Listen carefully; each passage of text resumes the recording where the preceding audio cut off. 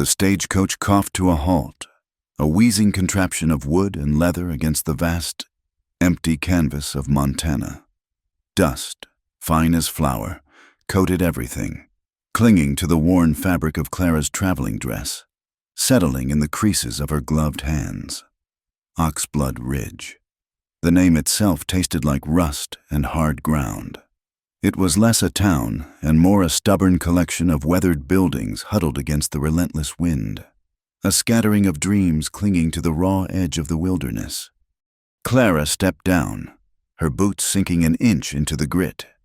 The silence that followed the coach's departure was immediate, deep and unnerving. It wasn't just the quiet of the plains, it was the quiet of eyes watching. She felt them, 100 tiny pinpricks on her skin, from the curtained windows of the general store, from the dark maw of the saloon, from the 2 men loitering near the livery stable. They weren't openly hostile. Not yet, but their gazes were heavy with suspicion, measuring her, weighing her, finding her wanting. A mail-order bride, a woman alone, a stranger in a place that distrusted outsiders as a matter of principle. She smoothed her skirt, a futile gesture against the judgment that already felt like a physical weight on her shoulders. Then she saw him. He emerged from the shadows of the livery, a figure carved from the landscape itself, tall, impossibly so, with shoulders that strained the seams of his faded canvas coat. He moved with a slight, almost imperceptible limp, a hitch in his stride that spoke of old wounds, old fights. His face was a study in harsh angles, weathered by sun and wind, stubble clinging to a jaw that looked like it rarely relaxed. But it was his eyes that held her. They were the color of deep river stones, shadowed, ancient, holding a quiet sorrow that seemed to echo her own. Haunted. That was the word that rose unbidden in Clara's mind. He walked towards her, his spurs jingling a low, mournful tune against the silence. He didn't offer a hand, didn't smile, didn't speak, just stopped a few feet away, his gaze sweeping over her luggage, then back to her face, devoid of any discernible emotion. "Clara, I presume," he said, his voice a low rumble, like distant thunder. It wasn't a question, but a statement of fact. "And you are Elias." Her voice, even to her own ears, sounded brittle, thin in the vastness. He gave a curt nod. No apology for his tardiness. No explanation for leaving her to face the town's silent scrutiny alone. He simply bent, picked up her single trunk and her small carpet bag with an ease that belied their weight, and gestured towards a sturdy, dust-covered wagon hitched to a pair of equally sturdy horses. "This way." The journey to his cabin was a long, cold study in unspoken tension. The wind, a constant whining companion, whipped at the wagon, tugged at Clara's hair, and seemed to whistle through the skeletal remains of brittle fences that marked the endless miles of frozen land. The sky was a vast, indifferent gray, mirroring the landscape, here and there. Patches of stubborn snow clung to the shadowed sides of hills, refusing to surrender to the faint promise of an early spring. Elias drove in silence, his attention fixed on the rutted track. Clara risked a glance at him from time to time. His hands on the reins were calloused, strong, the knuckles thick. His profile was stern, his mouth a thin, unyielding line. She tried to imagine him as her husband, her protector, the man who had answered her desperate, terse letter. It was like trying to imagine a warmth in the heart of winter. He was a stranger, cold and distant, yet tied to her now by a fragile thread of paper and a desperate hope. She thought of the telegram, crumpled and hidden deep in her bag, the one she had sent, the one that had fled Kansas, fled the memory of blood on her hands, the echo of a gunshot, and the heavy thud of her husband, William, falling. She hadn't told Elias any of that in her letters. She'd painted a picture of a respectable woman seeking a new life, a capable woman tired of loneliness. The truth was far uglier, a desperate gamble for survival. She wondered what Elias had truly been looking for. What sorrows he hoped to bury with the arrival of a stranger. Finally, after what felt like an eternity, he veered off the main track, down a barely visible path. Through a copse of wind-stunted pines, a small cabin emerged, nestled against the low rise of a hill.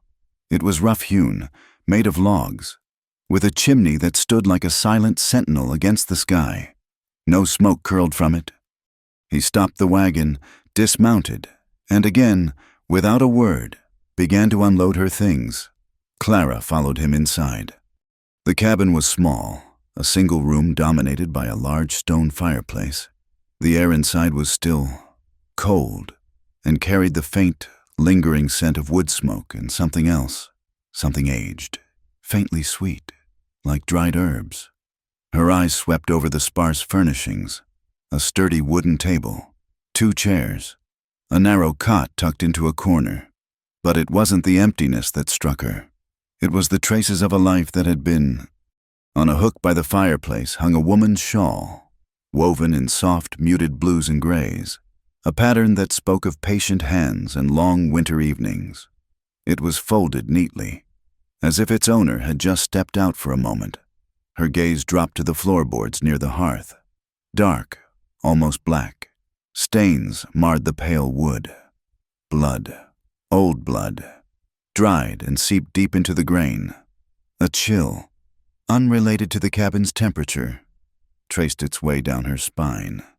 On the small table, next to a chipped ceramic mug, lay an unopened Bible. Its leather cover was smooth with age, its pages still crisp, a silent testament to faith, or perhaps a faith that had been set aside. Elias set her trunk down by the cot, then her carpet bag. He didn't look at her, didn't offer any explanation for the shawl, the stains, the Bible. He simply straightened, his back to her, and began to unhitch the horses. Clara swallowed, her throat dry. She wanted to ask, yearned to break the suffocating silence, but the words caught. What right did she have to demand answers when her own past was a tomb she dared not open? She watched him, a broad, silent figure, moving with a weary efficiency. He was a man who carried his burdens quietly, perhaps assuming others carried theirs the same way. That night, they slept apart. Elias settled down on a bedroll near the fireplace, his back to her, a solid, unyielding presence. Clara lay on the narrow cot, fully clothed beneath a thick, scratchy wool blanket. The cabin was dark, save for the faint glow from the dying embers in the hearth. The wind, now a full-blown storm, howled like a banshee around the cabin, rattling the window panes, moaning down the chimney. It felt like the world was crying.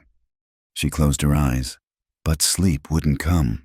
Her mind replayed the scene in Kansas, the escalating cruelty, the fear in her own heart, the poker in her trembling hand, the sudden, terrible silence, the face of William, distorted in anger, then slack in death. Guilt, cold and sharp, pierced her. She knew the townspeople's whispers were true in a way, even if they didn't know the full story. She was damaged goods, a woman with blood on her hands. Tears, hot and silent, tracked paths down her temples, soaking into the rough pillow. She bit her lip to keep from making a sound, not wanting to disturb the man who lay so near, yet so far. The wind outside seemed to scream her deepest fears. "You'll regret choosing me," she whispered, the words lost in the howl of the storm. A desperate prayer, a mournful prophecy.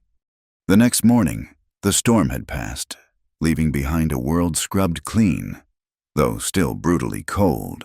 The ground was dusted with a fresh, fine powdering of snow. Elias was already up when Clara woke, a silent shadow moving about the cabin. A pot of coffee, black and strong, brewed over the low flames in the hearth. He poured her a cup without asking, his hands steady. Then he held out a pair of thick, leather gloves.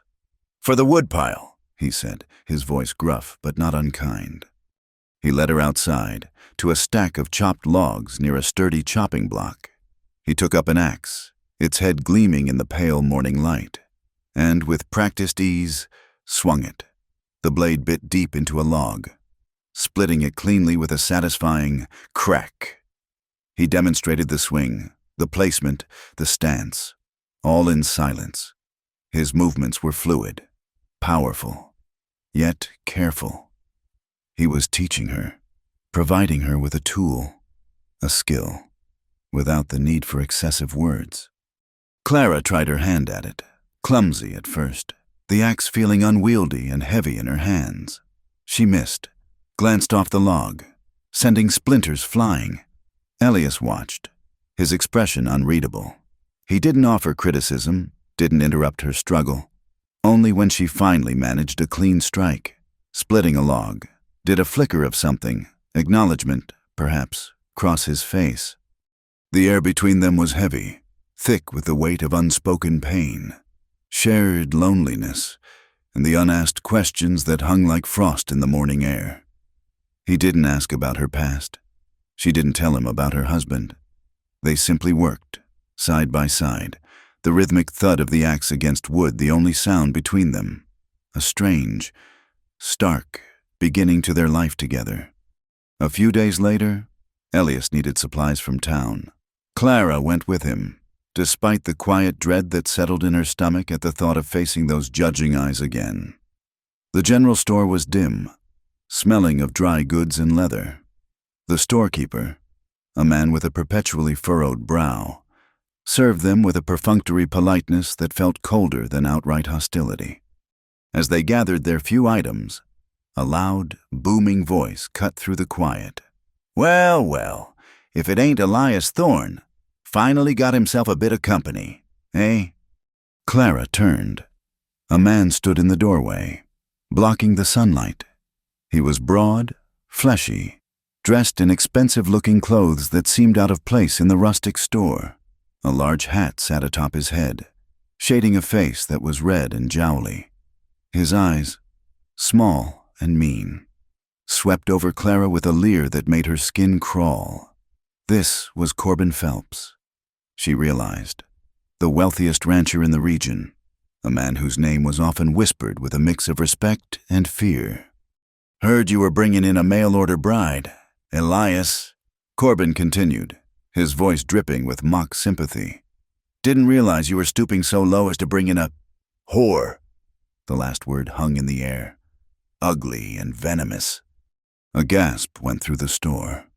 The storekeeper flinched, retreating further behind his counter. Elias froze, his back to Corbin, his hands clenching into fists at his sides. Clara felt a hot flush crawl up her neck, a familiar fury igniting in her belly. Cold and swift, it was the same fury that had flared when William had called her worthless, when he had raised his hand, without thinking, without a moment's hesitation. Clara stepped forward, her hand, fueled by a lifetime of suppressed indignity, snapped out. The sound of her palm connecting with Corbin Phelps's jowly cheek was sharp, loud, echoing through the stunned silence of the store. Corbin Phelps staggered back, a hand flying to his reddening face. His eyes, usually so arrogant, were wide with shock, then blazing with pure, unadulterated rage. He looked utterly stunned, caught completely off guard. Everyone in the store, from the storekeeper to the silent loafers by the wood stove, seemed to hold their breath. Even Elias, when she glanced at him, was frozen, his mouth slightly agape, his haunted eyes fixed on her. Corbin let out a roar, a furious, inarticulate sound. "You little—" He lunged forward, his hand raising as if to strike her back. But Elias moved then, fast as a rattlesnake. He was between them, a protective wall of muscle and bone. His voice, usually so quiet, was a low snarl. "Touch her, Phelps, and I'll break every bone in your hand." Corbin stopped, his hand still in the air.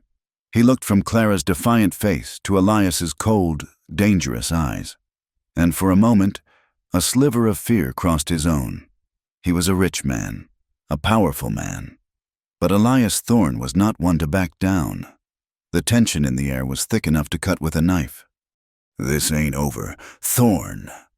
Corbin spat, rubbing his cheek, his face contorted with malice.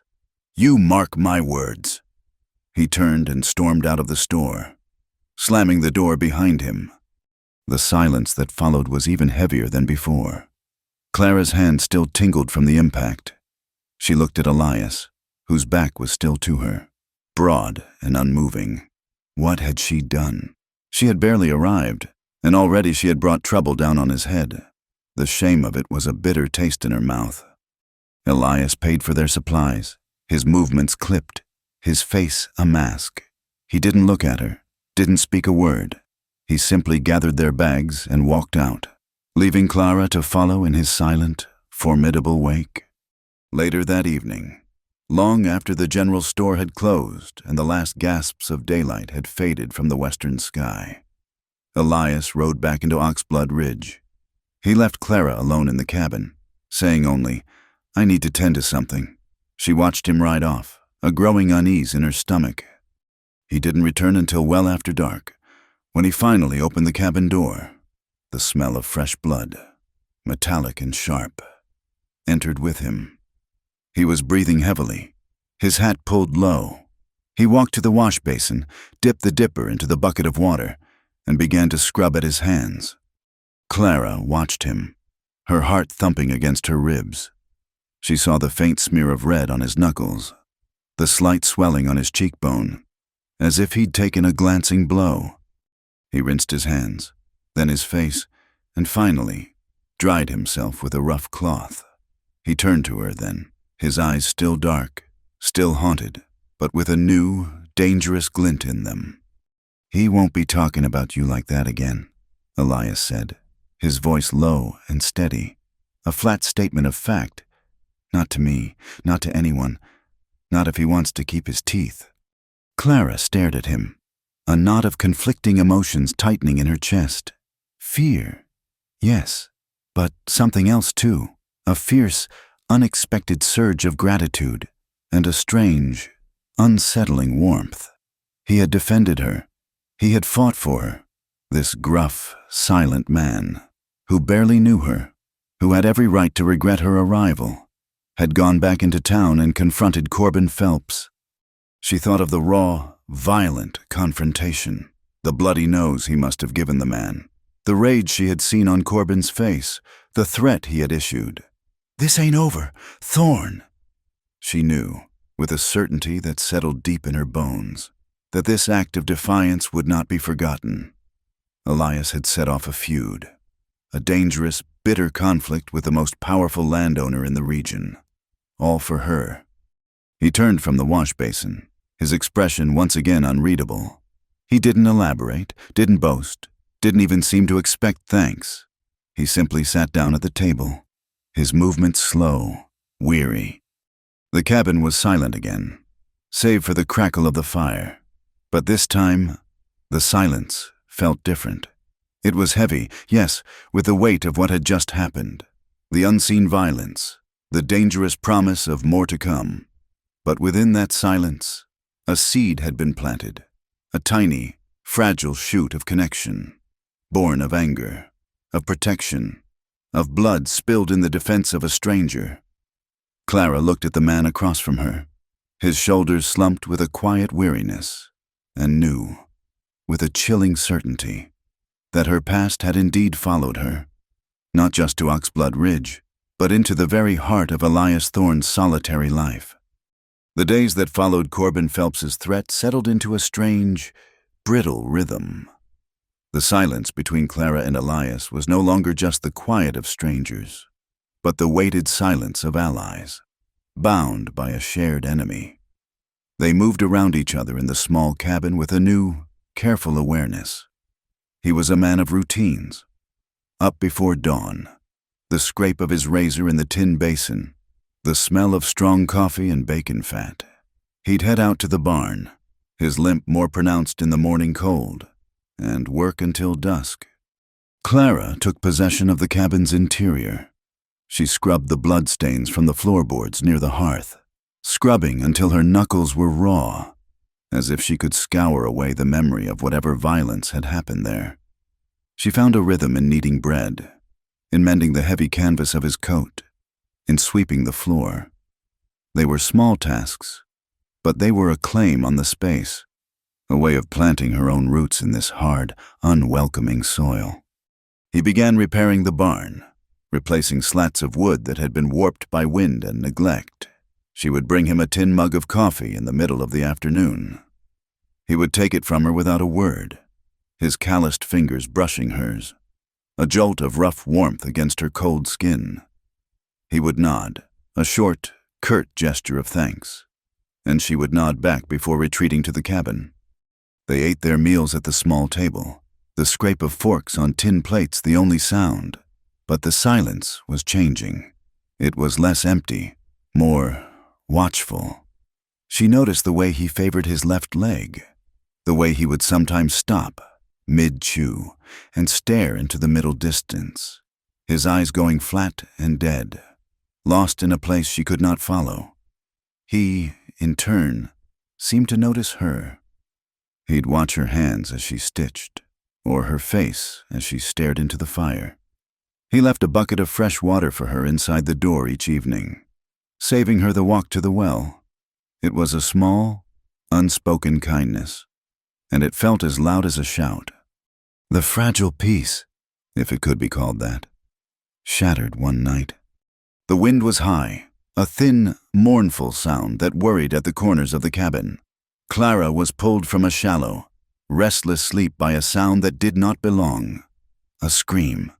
Not of pain, but of raw, guttural terror. It was followed by a string of words, harsh and choked, in a language she had never heard. Her heart leaped into her throat. She sat bolt upright on the cot, her breath catching. "Elias," she whispered into the darkness. The sound came again, a desperate, choked cry. She fumbled for the matches, struck one, and lit the lamp. The small flame threw wild, dancing shadows across the room. Elias was on his bedroll by the hearth, not lying down, but half risen, braced on his arms. He was shaking, his body drenched in sweat that gleamed in the lamplight. His eyes were wide open, but unseeing, fixed on a horror only he could perceive. "Elias," she said, louder this time, swinging her legs off the cot. He cried out again, the word sharp. "Abota he." She moved toward him cautiously, as one would approach a cornered animal. "Elias, you are dreaming. Wake up." He thrashed, his elbow knocking the tin coffee mug from the hearth, the clatter sharp in the small space. His back was to her, and in the flickering light, she saw it. His nightshirt was rucked up around his shoulders, and his skin. She stopped, her hand flying to her mouth. His back was a road map of old violence. Long, pale ridges crisscrossed his skin, the unmistakable puckered look of old lash marks, thick and raised. Interspersed among them were small, star-shaped burns, dozens of them, scattered across his shoulder blades and down his spine. This was not the clean wound of a bullet, like the one that marked his leg. This was something else. This was torture. This was captivity. A new, cold dread washed over her, different from her own guarded fear. This man was not just haunted, he was branded.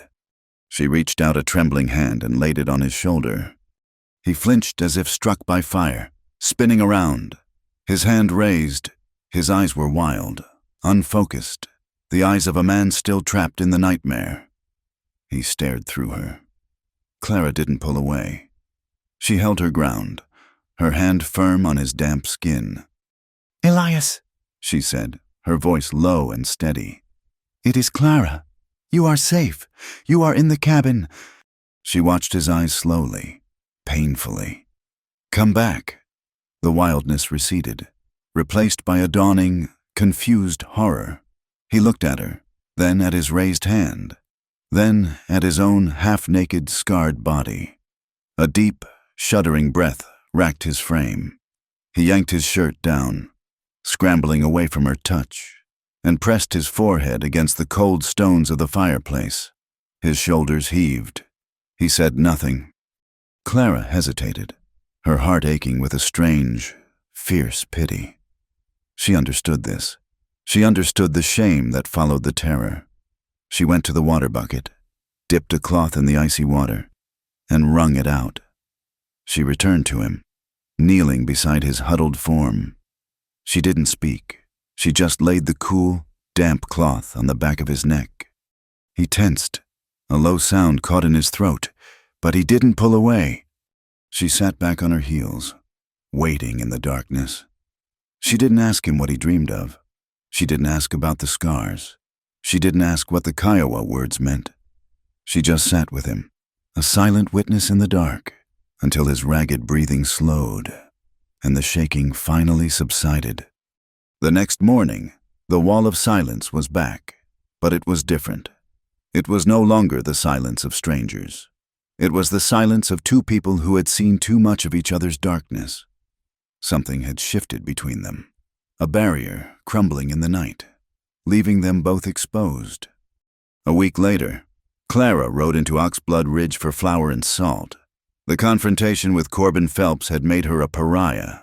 The air in the general store was thick with it. Mrs. Abernathy, the storekeeper's wife, counted out her change with pursed lips, her eyes cold. Two cattle hands from the Phelps ranch, loitering by the Cracker Barrel, stopped talking when she entered. Their whispers followed her as she gathered her supplies. She heard a piece of one, a low snicker from one of the men. "From Kansas. I heard, shot a man dead." Clara froze, her hand hovering over a sack of beans. Her blood ran cold. How? How could they know? She grabbed her things, her face burning, and fled the store. The ride back to the cabin was long, every gust of wind seeming to whisper the accusation. She saw it from 100 yards away. Something was wrong with the barn. Something white, stark against the weathered gray wood of the door he had just finished repairing. She slid from the horse, her legs trembling. She walked toward it, dread a cold, heavy stone in her stomach. There, painted in sloppy, dripping white paint, were two words: Kansas Killer. She stared at it. The breath knocked from her lungs. It was true. It was the truth she had run from, the truth that had followed her across 1,000 miles of prairie, and now it was painted on her home for all the world to see. She felt a wave of nausea, a dizzying shame. She had not only ruined her own life, she had brought her filth and her violence to Elias's doorstep. She didn't know how long she stood there, just staring, the words burning into her memory. She heard his footsteps behind her, the familiar, uneven gait. He stopped beside her. She didn't have to look at him to feel the waves of cold fury radiating from his body. He stood there for a long minute, his jaw working. Then, without a single word, he turned and walked to the lean-to. He returned with a bucket of lye, a stiff brush, and a wood scraper. He didn't speak to her. He didn't curse. He just began to work. The sound was violent, the scrape of the metal edge against the wood, the harsh scrubbing, the splattering of the lye. He worked with a grim, focused intensity, his muscles bunched under his shirt. Clara watched, helpless, tears of shame and rage blurring her vision. He was scrubbing away her past, her sin, and she could do nothing but watch him try. That night, the cabin was suffocating. The fire crackled, too loud in the terrible quiet. Clara couldn't eat. She sat on her cot, her hands twisting in her lap. Elias sat at the table, staring at the tin plate he hadn't touched. The smell of lye still clung to him. Finally, he pushed the plate away. He looked at her, his haunted eyes pinning her in place. The silence stretched, taut as a wire. "You want to tell me what they're talking about?" he finally asked. His voice was flat, devoid of emotion, which was somehow worse than anger. Clara's throat closed. She looked at his face, searching for judgment, for disgust. She saw only a deep, bone-weary exhaustion. She thought of telling him, of confessing it all. The years of William's casual cruelty, the escalating violence, The night he'd come at her with a broken bottle, the feel of the heavy iron poker in her hand, the single, desperate, accidental on purpose swing, the blood, the silence after. But the words wouldn't come. How could she explain it to this man, who had his own demons? He had defended her, and this was his reward. A feud with the most powerful man in the valley and a killer for a wife. She shook her head, tears welling, hot and fast. "Not if it'll make you hate me," she whispered, the words small and broken. Elias held her gaze. She saw a flicker of something in his eyes, not anger, but a deep, profound recognition. He looked down at his own hands, resting on the table, calloused and scarred. He understood. She realized. He understood what it meant to have a past so dark you dared not speak its name for fear it would contaminate everything you touched. He didn't press, he didn't ask again. Instead, he did something that stunned her completely. He stood up, walked the few feet to her cot, and slowly, hesitantly, reached out his hand. His rough, work-worn fingers found hers, closing around her trembling hand. His touch was clumsy, gentle, a silent offering of, what, forgiveness? Solace? It was just contact, a tether in the storm. He held her hand for a full minute, the two of them suspended in the firelight. Then, as if he'd suddenly realized what he was doing, he flinched. He snatched his hand back, his face clouding over with a deep, familiar shame. He turned away from her, ashamed of the comfort, ashamed of the connection. The incident with the barn, and his unexpected, broken gesture of support, pushed Clara to her last remaining solace, tucked at the very bottom of her trunk. Beneath the few spare clothes she owned was a worn, leather-bound journal and a nub of a pencil. She had not written in it since before William. She began to write again. She wrote in secret, late at night when Elias was asleep, or during the day when he was far out mending fences. She didn't write the facts of what happened. She wrote the feelings, the choking guilt, the terror of the rumors. She wrote about the sound of Elias screaming in Kiowa. She wrote about the scars on his back. She wrote about the shame she felt, the fear that she was a disease, a blight on this man's already hard life. The journal became the one place she could be honest. She hid it beneath the thin mattress of her cot. A few days later, she returned from gathering firewood. The cabin was empty, but the air felt different, disturbed. She glanced around. Everything was in its place. The fire stoked, the coffee pot warm, but a cold dread seized her. She walked to her cot, her heart hammering. She lifted the mattress. The journal was gone. She sank onto the cot, the blood draining from her face. He had found it. He had been here. He was reading it. He was reading all of it. He would know. He would know the monster she was. He would hate her. He would send her away. She waited for hours, her stomach in knots, imagining the confrontation. When he finally returned at dusk, he carried a brace of rabbits. He moved about the cabin with his usual quiet, but he wouldn't meet her eyes. The silence was agonizing. He knew. He said nothing during their meal. Clara couldn't swallow. Finally, she couldn't bear it anymore. She retreated to her cot, turning her back to him, bracing for the words of condemnation. She lay there for what felt like an eternity. When she finally risked a glance back, he was gone. His bedroll empty. He was outside. She waited, but he didn't return. Eventually, worn down by fear and exhaustion, she fell into a fitful sleep. When she woke in the pale light of dawn, he was back, asleep on his bedroll. She rose quietly. As she passed her cot, she saw it. The journal was back, tucked neatly under the edge of her mattress. Her hands trembled as she pulled it out. Had she imagined it? She opened the cover. There, lying on the first page, was a single, pressed wildflower. It was a prairie crocus, a delicate wisp of purple and yellow, one of the first, toughest flowers to brave the last of the winter snow. He had found the journal. He had known it held her secrets. And he had not read a single word. He had only left a silent, gentle marker of his respect. That night, the physical space between them began to close. She found herself sitting not at the table, but on the edge of the hearth, closer to the fire, closer to him. He accepted her presence, making room for her. They sat in the firelight, the silence no longer an enemy, but a shared blanket. The wind was high again, rattling the chimney. It sounded, Clara thought, like 1,000 crying voices. Elias was staring into the flames, his body rigid, his hands clasped so tightly his knuckles were white. He began to speak, his voice low, rough, as if the words were being torn from him. "We were just boys," he said, his voice thick. "Following orders.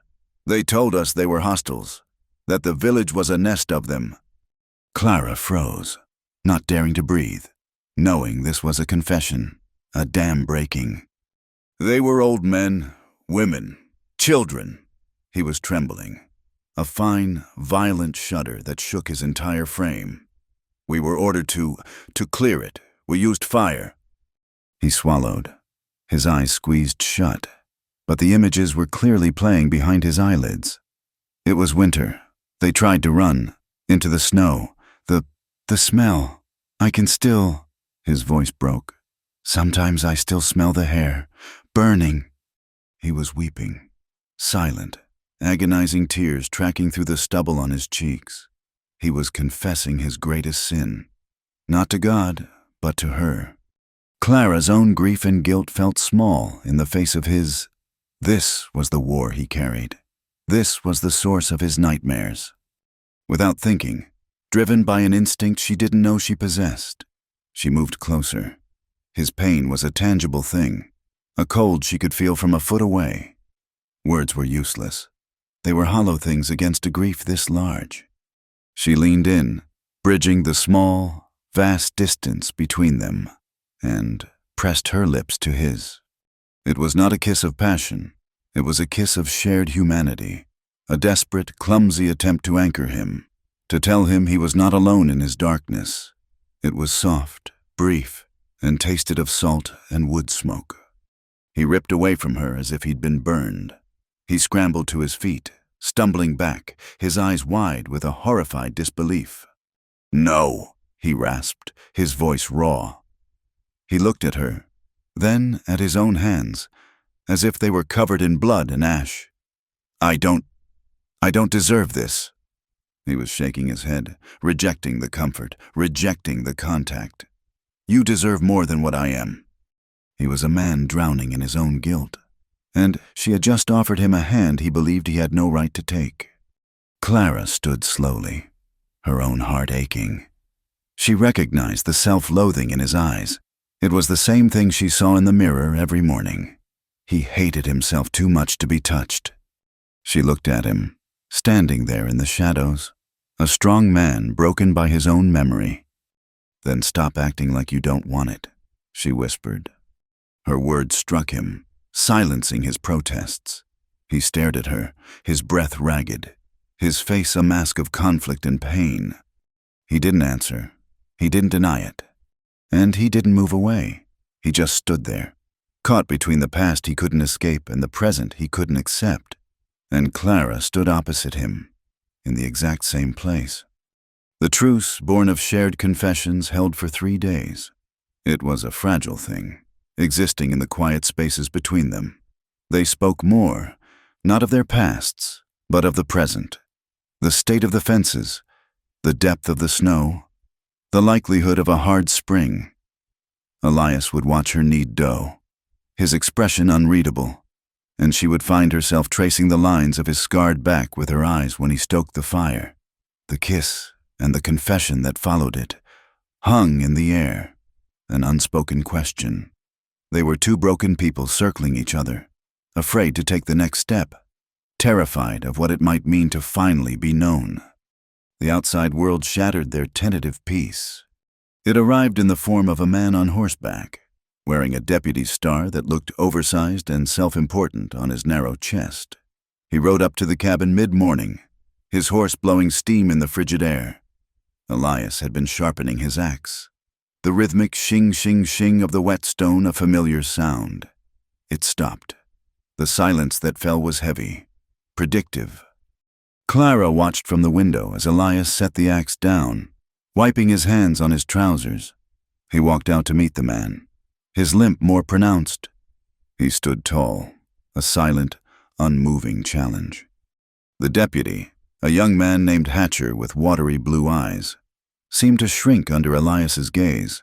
He cleared his throat, pulling a sheaf of papers from his saddlebag. "Elias Thorne?" Hatcher asked, his voice thin. Elias just nodded, his eyes fixed on the papers. I got a legal notice here for you. From Judge Abernathy. On behalf of Mr. Corbin Phelps." Hatcher held the papers out, careful not to get too close. "It's a land claim dispute. Mr. Phelps has filed a formal claim stating that this parcel of land and all improvements thereon are part of his established cattle range. He's accusing you of illegal squatting." Clara's hand flew to her mouth. Squatting. She knew Elias had filed a homestead claim, had worked this land for years. Elias's voice, when it came, was dangerously quiet. "He's lying. Be that as it may. Mr. Thorne." Hatcher stammered. "The judge has set a hearing. Tomorrow, 10 o'clock, at the saloon. You're ordered to appear and show cause why you shouldn't be evicted." He thrust the papers at Elias. Elias took them, his hand steady. He didn't look at them. He just stared at the deputy, his eyes cold as glacial ice. "You tell Phelps he can come here and try to move me himself." Hatcher paled, tugging on his reins. "You just be there. Thorne, 10 o'clock. It's the law." He wheeled his horse around and kicked it into a nervous trot, eager to be away. Elias stood there for a long time, the papers fluttering in his hand. He looked small against the vast, indifferent landscape. Clara pushed the door open, the cold air biting at her face. "Elias?" He slowly turned, his face a mask of iron. He walked past her into the cabin, crumpled the papers, and threw them onto the hearth. He didn't throw them into the fire, just near it, a threat left unanswered. "He won't win this," Clara said, her voice stronger than she felt. Elias looked at her, and for the first time, she saw not just sorrow in his eyes, but a terrible, weary rage. Men like Phelps don't have to win. Clara, they just have to take. The saloon was packed. It seemed the entire population of Oxblood Ridge had turned out for the spectacle. The air was thick with the smell of stale beer, wet wool, and chewing tobacco. Judge Abernathy, who also owned the general store, sat behind a makeshift bench at the far end of the room, looking self-important and nervous. Corbin Phelps was there, seated at a front table with a smug, knowing look on his face, a slick-looking lawyer from Helena beside him. Clara sat beside Elias on a hard wooden bench. He was clean-shaven, wearing his least-worn shirt. He looked like a man preparing for a funeral. He held his homestead papers in his hand, his knuckles white. The hearing began. Phelps's lawyer spoke first, his voice a smooth, confident drone.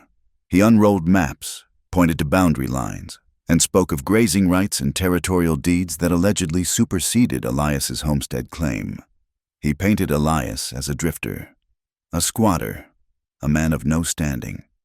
Judge Abernathy nodded along, his gaze flicking nervously toward Corbin Phelps. "Does the defendant have anything to say?" Abernathy asked, not quite looking at Elias.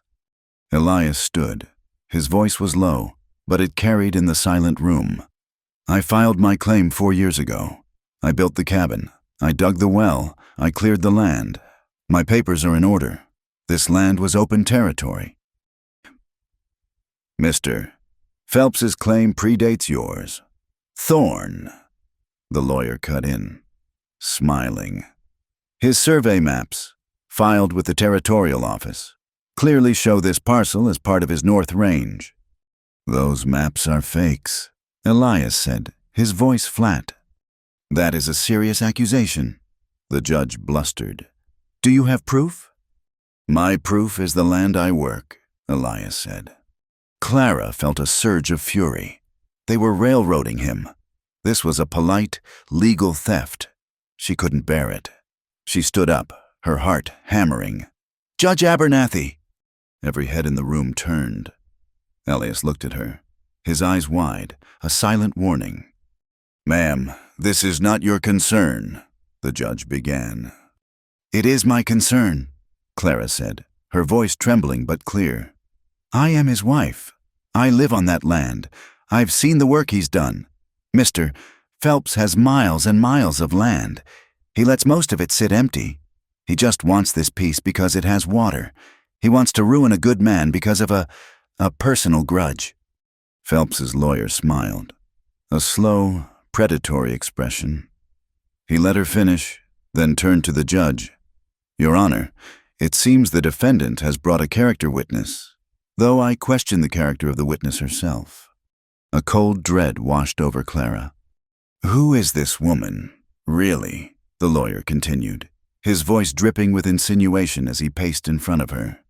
She arrives in town on a stagecoach, a mail-order bride, with no past, no family, or perhaps she has a past she'd rather we not know about. This has nothing to do with the land, Elias snarled, taking a step forward. Doesn't it? The lawyer purred. It speaks to the character of the man you're dealing with. A man who would associate with, and even marry, a woman of ill repute. Objection! Elias shouted, but the judge just waved a hand. The lawyer turned his full attention on Clara. Her face was burning. She felt naked, pinned by the stares of the entire town. We've heard rumors, of course, murmurs from Kansas, about a woman who fled, a woman who left her husband. He leaned in, lowering his voice to a conspiratorial whisper that everyone could still hear. Left him dead, I heard, with a poker through his heart. A collective gasp sucked the air from the room. I've even heard, the lawyer said, his voice laced with triumph, that there's a warrant for the arrest of a Clara Middleton. For murder. Clara stopped breathing. It was as if the floor had fallen away. The room spun. The faces of the townsfolk, curious before, were now hard with judgment, with suspicion, with a dark, morbid excitement. Murder! He had said it. He had said it out loud. She looked at Elias. His face was a mask of disbelief and a dawning, terrible understanding. He was looking at her not with anger, but with a kind of stunned pity. She couldn't be here. She couldn't breathe this air. She couldn't face them. She turned and ran. She pushed through the swinging doors of the saloon, stumbling out into the muddy, frozen street. She heard someone call her name, Elias, but she didn't stop. She ran, past the general store, past the livery, past the edges of the tiny, hateful town. She ran until her lungs burned and her side ached, until the sounds of the town were replaced by the sigh of the wind in the pines. She didn't stop until she reached the river, its surface a sheet of milky ice. She collapsed on the bank, her body convulsing with sobs that tore from her throat. It was over. Her secret was out. She was a killer, a pariah. She had not only failed to save Elias's land, she had damned him completely, tying him to a murderer. She wept for her lost life, for the man she had killed, and for the man she had just destroyed. She didn't hear him approach. His footsteps, with their uneven gait, were silent on the snow-dusted ground. She only knew he was there when his tall shadow fell over her. She flinched, curling into herself, unable to look at him. "Go away!" she choked out, wiping her face with her frozen hands. "Go on! Hate me! Everyone else does!" He didn't go away. He just stood there, watching her, his presence a heavy weight. When he finally spoke, his voice was rough, scraped raw. "They're adjourning till they can verify the claim with the territorial office." "It doesn't matter," she whispered. "You heard him. You know what I am." He was silent for a long time. She could feel his gaze on her, and she braced herself for the judgment. The disgust, the cold dismissal. "I killed a boy once," he said. Clara's weeping stopped, cut off by the flat, dead tone of his voice. She slowly, fearfully, looked up at him. He was not looking at her. He was staring across the frozen river, his eyes lost in a memory she had only glimpsed in his nightmares. "He wasn't a man. He was a boy, maybe 14. Kiowa." Elias's voice was hollow, a confession whispered to the wind. "We were on a retreat, getting cut to pieces. He had been following us. A scout, I think, or maybe just curious. I saw him in the trees, watching me." He swallowed, his hands clenching and unclenching at his sides. "He wasn't a threat. He was just there, and he was running. He turned his back, and he was running away. And my captain, he told me to shoot, an order, so I did." His voice broke, just for a second. "I shot him. In the back. He just fell, like a sack of grain. I think his name was Jonah. I'd seen him in a village we'd passed through. He'd given me water once." He turned his haunted, broken gaze on her. The shame and self-loathing in his eyes was so profound. It was a physical thing. It was the same shame she saw in her own reflection. "They gave me a citation for it," he whispered, a terrible, bitter irony in his voice. "For saving the company from an ambush. I've got the medal in a box somewhere." He looked at her, his face stripped bare, all his defenses gone. "You still want to love me now?" Clara stared at him, the cold forgotten, her own humiliation fading in the face of his raw, agonizing guilt. He had not shot in self-defense. He had not struck out in a moment of desperate, terrified rage. He had followed an order and killed a child who had shown him kindness. He had lived with that, carried that, every single day. He saw her as a murderer, and he had offered his own, darker sin as a companion. She rose slowly to her feet, her legs unsteady. She stood in front of him, close enough to see the tracks the tears had left on his weathered face. He thought his truth would make her flee. Instead, she felt a terrible, aching pull, a recognition that went deeper than blood. They were the same, both branded, both killers, both undeserving of the very love they so desperately craved. "I already do," she whispered, her voice thick. "And I hate myself for it." He searched her face, looking for the lie, for the revulsion. He found none. He only saw his own reflection. Slowly, as if moving underwater, he lifted a hand. His calloused, trembling fingers touched her cheek, brushing away a frozen tear. His thumb stroked her skin, a touch so gentle, so full of agonizing tenderness, that it broke her. She leaned into his touch, and he met her halfway. Under the snow-laden branches of the silent pine trees, he lowered his head and kissed her. It was not like their first, brief kiss. This was a kiss of grim acceptance, a sealing of their broken pact. It was the kiss of two castaways finding the only other survivor on the shore. It was desperate and deep, full of unspoken grief and a terrible, defiant hunger. It was the first honest thing that had happened to either of them in years. He tasted of coffee in the cold winter air, and she clung to him, her hands fisting in his coat, as if he were the only solid thing in a world that was trying to tear them apart. He broke the kiss, but he didn't let her go. He pressed his forehead against hers, his breath coming in ragged gasps. "Clara," he breathed, his voice a prayer and a curse. They walked back to the cabin in silence, hand in hand. The world had not changed. The threat from Phelps was still real. Her past was still a weapon aimed at them, but they were no longer alone in it. He bolted the cabin door, a gesture of finality, shutting out the town, the accusations, the world. The small room was dim, the fire burning low. He turned to her, and the raw vulnerability in his eyes made her heart ache. He was afraid, not of Phelps, not of the law. He was afraid of this, afraid of her. He reached out and traced the line of her jaw. "I ain't I ain't been with anyone. Not since before the war, not in a right way. I know, she whispered. She knew what it was to be touched in violence. William's hands had been hard, demanding, selfish. He cupped her face, his gaze searching hers. I don't want to hurt you. You won't, she said, her voice shaking. He kissed her again, gently this time. A question. She answered by kissing him back, her hands moving from his coat to his shoulders. It was slow, awkward.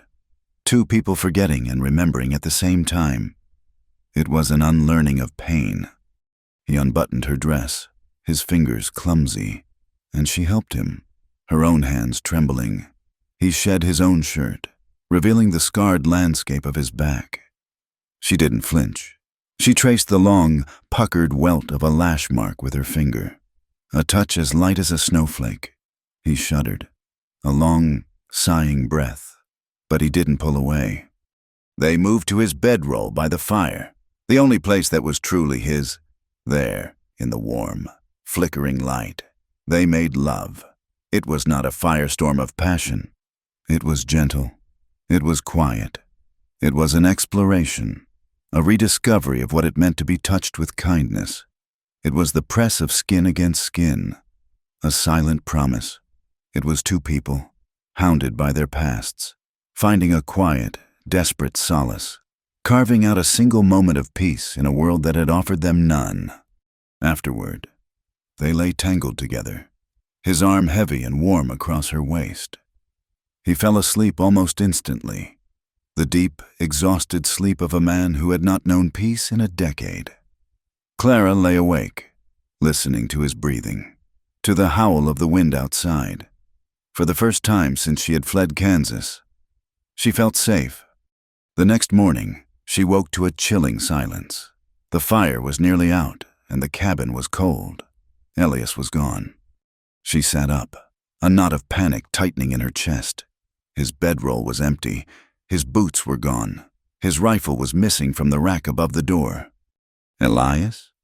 She scrambled off the bedroll, her bare feet hitting the cold floor. She saw it then, a piece of paper on the table, weighted down by a knife. She grabbed it. The handwriting was rough, slanted, the pencil pressed hard into the paper.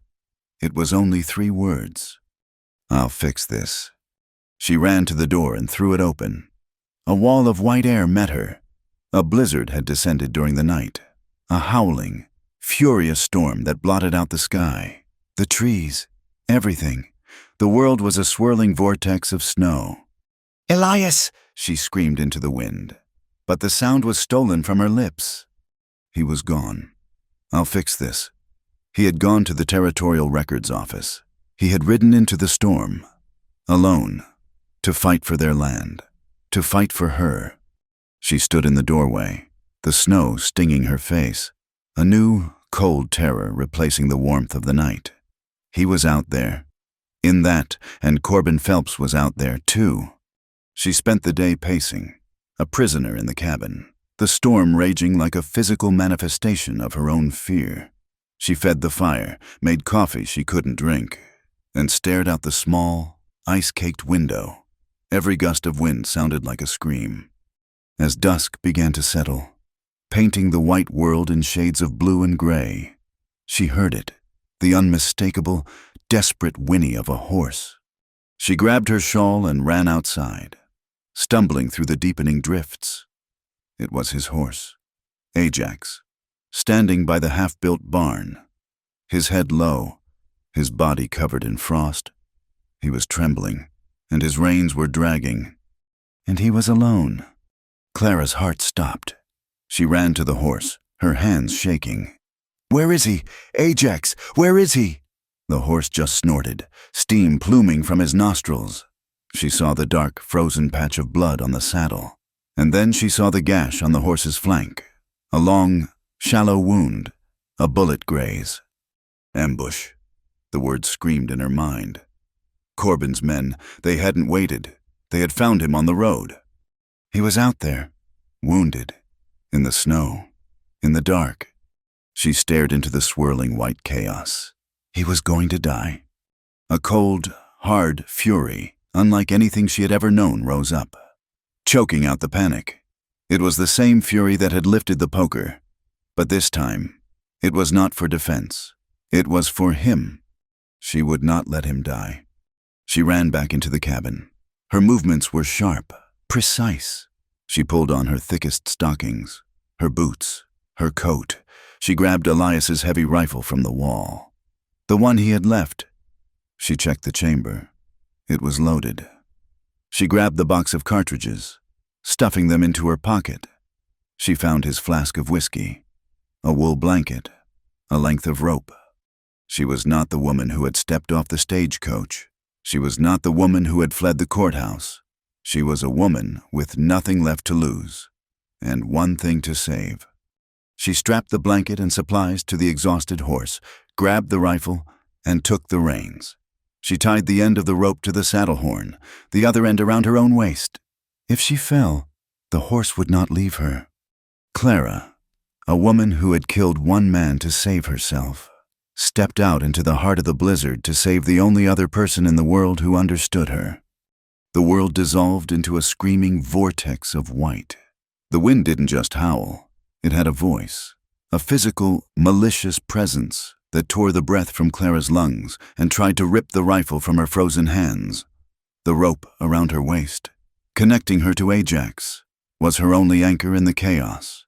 She couldn't see more than 3 feet ahead. There was no sky, no ground, only the swirling, blinding snow. She pulled the horse's head, urging him to follow the faint depression in the snow that was the road. The road Elias had taken, but the road was already vanishing. She put her head down, leaning into the wind, and looked for the only thing that mattered. Blood. She found the first drop 100 yards from the cabin, a dark, frozen raspberry stain against the impossible white. It terrified her. It meant he was bleeding badly. It also gave her a direction, a desperate, fading thread to follow. She walked, one agonizing step after another. The horse, Ajax, limped behind her, his own wound a dark line on his flank, his breath pluming in frosty clouds. Clara's world shrank to the next step, and the next. Find the blood! Follow! The cold was a living thing, a predator. It seeped through her boots, through her coat, through her gloves. Her feet went numb first, a dull, distant ache that she ignored. Then her hands, even clutching the rifle, began to stiffen. She tucked one hand at a time into her armpit, trying to keep the feeling in them, but the cold was relentless. She found the second spot of blood 20 yards on, then the third, farther still. He was moving, or had been. Was he on foot? Had he been thrown? The trail veered off the road. She almost missed it. A cluster of larger stains, a disturbance in the snow, as if someone had fallen, struggled, and then nothing. The wind had scoured the tracks clean. Panic, cold and sharp, seized her. She had lost him. She stood, adrift in the white hell, turning in a slow circle. "Elias!" she screamed, but the wind snatched the name and threw it back in her face. Ajax, however, pulled against the rope, nudging his head insistently to the left, away from the road, toward a line of pines barely visible as dark smudges in the swirling snow. He knew he was following his master's scent. "Okay, boy," she whispered, her voice cracking. "Okay, lead the way." She followed the horse, her hand now clutching the saddle horn. Her feet were no longer her own. They were blocks of wood, clumsy, stumbling. She fell, the rope yanking her, and dragged herself up, her knees raw. Her feet were bleeding. She could feel the warm, wet slip inside her boots, a strange counterpoint to the frozen numbness. It didn't matter. They walked for what felt like an eternity, an hour, a lifetime. The storm grew worse, the light beginning to fail as the afternoon bled into a premature, gray dusk. Ajax stopped. He refused to go forward, pulling back, his ears flat. Clara looked, and her heart stopped. The ground simply fell away. A ravine, a shallow but steep drop, choked with snowdrifts and skeletal brush. And at the bottom, half buried, was a dark shape, a shape that did not belong. "No," she breathed. She untied the rope from her waist, her fingers fumbling. Useless claws. She dropped the rifle, letting it fall into the drift. She slid, half falling, down the short, icy embankment. It was him. He was lying on his side, his face turned away, one arm flung out as if reaching for something. His hat was gone. Snow had crusted in his hair, on his shoulders. He was terrifyingly still. "Elias!" She fell to her knees beside him, her frozen hands grabbing his shoulder. She shook him, her movements clumsy. "Elias, wake up!" He didn't move. "No, no, no, you don't get to do this," she wept, her tears freezing instantly on her cheeks. She put her numb fingers to his neck, fumbling under his collar. "Nothing." She pressed her ear to his chest, through the thick, frozen canvas of his coat. A beat, faint, thready, but there. He was alive. The realization snapped her from grief to a desperate, cold fury. She would not let him die here. She looked up the incline. It was only perhaps 20 feet, but it was steep and slick with ice. She could never carry him. Ajax couldn't get down here. She grabbed the wool blanket she had strapped to the horse. She untied it, sliding back down to him.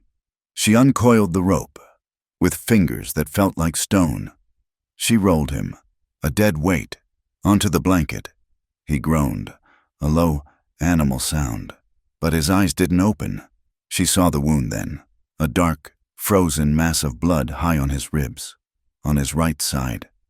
She worked, her breath sobbing in her chest. She wrapped the blanket around him, a makeshift shroud, and tied the rope around his chest, under his arms, creating a harness. She took the other end of the rope and scrambled back up the incline, her bleeding feet finding no purchase, her raw hands grabbing at frozen roots and rocks. She reached the top, gasping, and tied the rope to Ajax's saddle horn. "Pull, boy," she grunted, weeping with effort. "Pull." She got behind the horse, pushing, while screaming at him.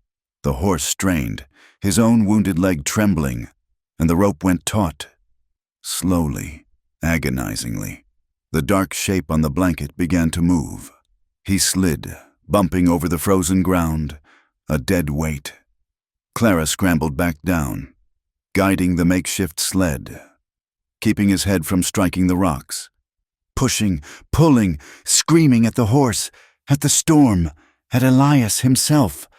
It took a half hour to get him to the top.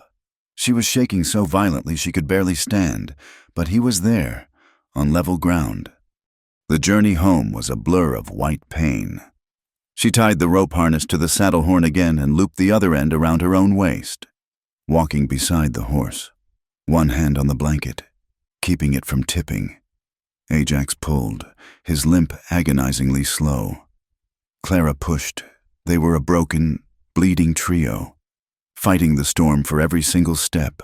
Her mind went blank.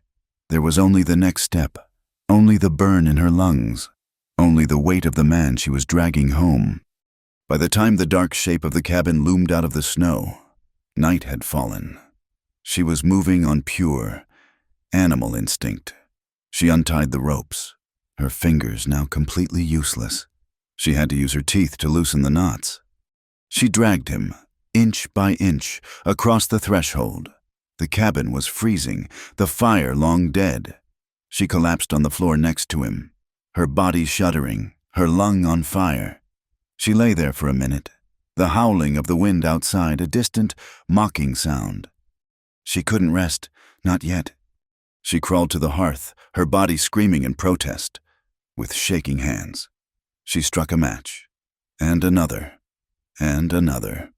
Her fingers were too numb. Finally, a spark caught the tinder. She fed it kindling, then logs, with a desperate, clumsy haste, until a small, weak fire began to glow. Only then did she turn back to him. She lit the lamp. He was pale, his lips blue, His breathing was shallow, a faint rasp in his chest. She had to get him warm. She had to see the wound. She took a knife and cut his clothes from him. The heavy canvas coat, the wool shirt, his undershirt, all of it frozen stiff and caked with his blood. She had to peel the last layer from the wound.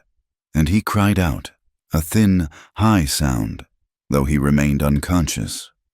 The wound was ugly, a dark, ragged hole in his side, just below his ribs. It was no longer bleeding, but it was swollen and blue. The bullet was still in there. She knew it. She had no way to get it out. She melted snow in a pot, heated it by the fire. She found a bottle of whiskey, the one she had packed. She tore strips from her own petticoat. She cleaned the wound as best she could, her stomach heaving. She poured whiskey directly into the hole, and he arched off the bedroll. A terrible, silent scream before collapsing back. "I'm sorry," she whispered, tears streaming down her face. "I'm sorry, Elias. Please, don't die. Please." She found her sewing needle and thread. She heated the needle in the fire until it glowed red, then cooled it in the whiskey. She didn't know how to stitch a man. She just pulled the skin together, her hands shaking, and pushed the needle through. It was a crude, ugly job, but she closed the wound. She bandaged him with more strips of her petticoat, then pulled every blanket they owned over him. She tended to Ajax next, cleaning his wound, giving him oats. Then she came back inside and bolted the door.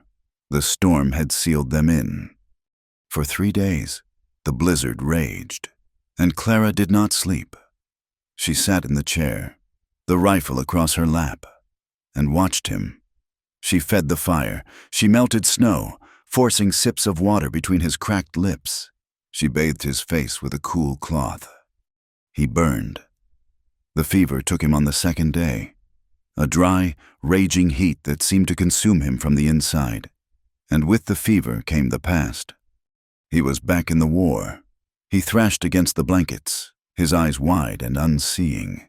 He spoke, not in English, but in the harsh, guttural Kiowa words she had heard once before. He was arguing with someone, pleading. Then the names. "Captain, no, sir, can't, they're not soldiers." She would hold him down, her voice a low, constant murmur. "It's all right, Elia, you're home. You're safe. I'm here." He would quiet for a moment, his eyes seeming to focus on her. In one of those fleeting, lucid moments, his hand, hot as a coal, found hers. He gripped her fingers with a desperate strength. "Clara," he murmured, his voice a dry rasp. He looked at her, his gaze clear and sharp, and full of a terrible, heartbreaking tenderness. "Clara, I love—" His eyes rolled back, and he sank into the delirium again. But he did not let go of her hand. Clara's heart seized. She held his hand, her own exhaustion forgotten, a new, fierce hope warring with her fear. Later that night, the other name came. He began to twist, his face contorted in an agony that was not physical. "Jonah!" he cried out, the name sharp and clear. "Jonah, I'm sorry. Forgive me. I didn't see. Jonah!" He begged for forgiveness from this stranger, this ghost, his voice raw with a guilt that was a decade old. Clara sat, her hand still held in his, and listened to the confessions of a dying man. She listened to him beg a ghost for the absolution she, a killer, had no right to give. On the 3rd morning, the wind finally died. The silence that fell was profound, broken only by the crackle of the fire, and the fever broke.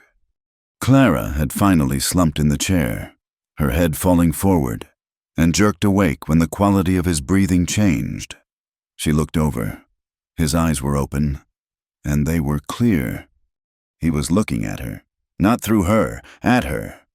He saw the exhaustion etched on her face, the rifle still in her lap, the bloody rags in the basin. His gaze moved to his own bandaged side, then back to her. He tried to speak, his voice a dry croak. She was at his side in an instant, lifting his head, holding a cup of water to his lips. He drank, his eyes never leaving her face. He lay back, his breath unsteady. You saved me." "You're a fool, Elias Thorne," she whispered, her voice thick with unshed tears. "Riding into that alone." He was quiet for a long time. His eyes traced the lines of the cabin ceiling. "He's the boy," he whispered, his voice gaining a small amount of strength. "Jonah."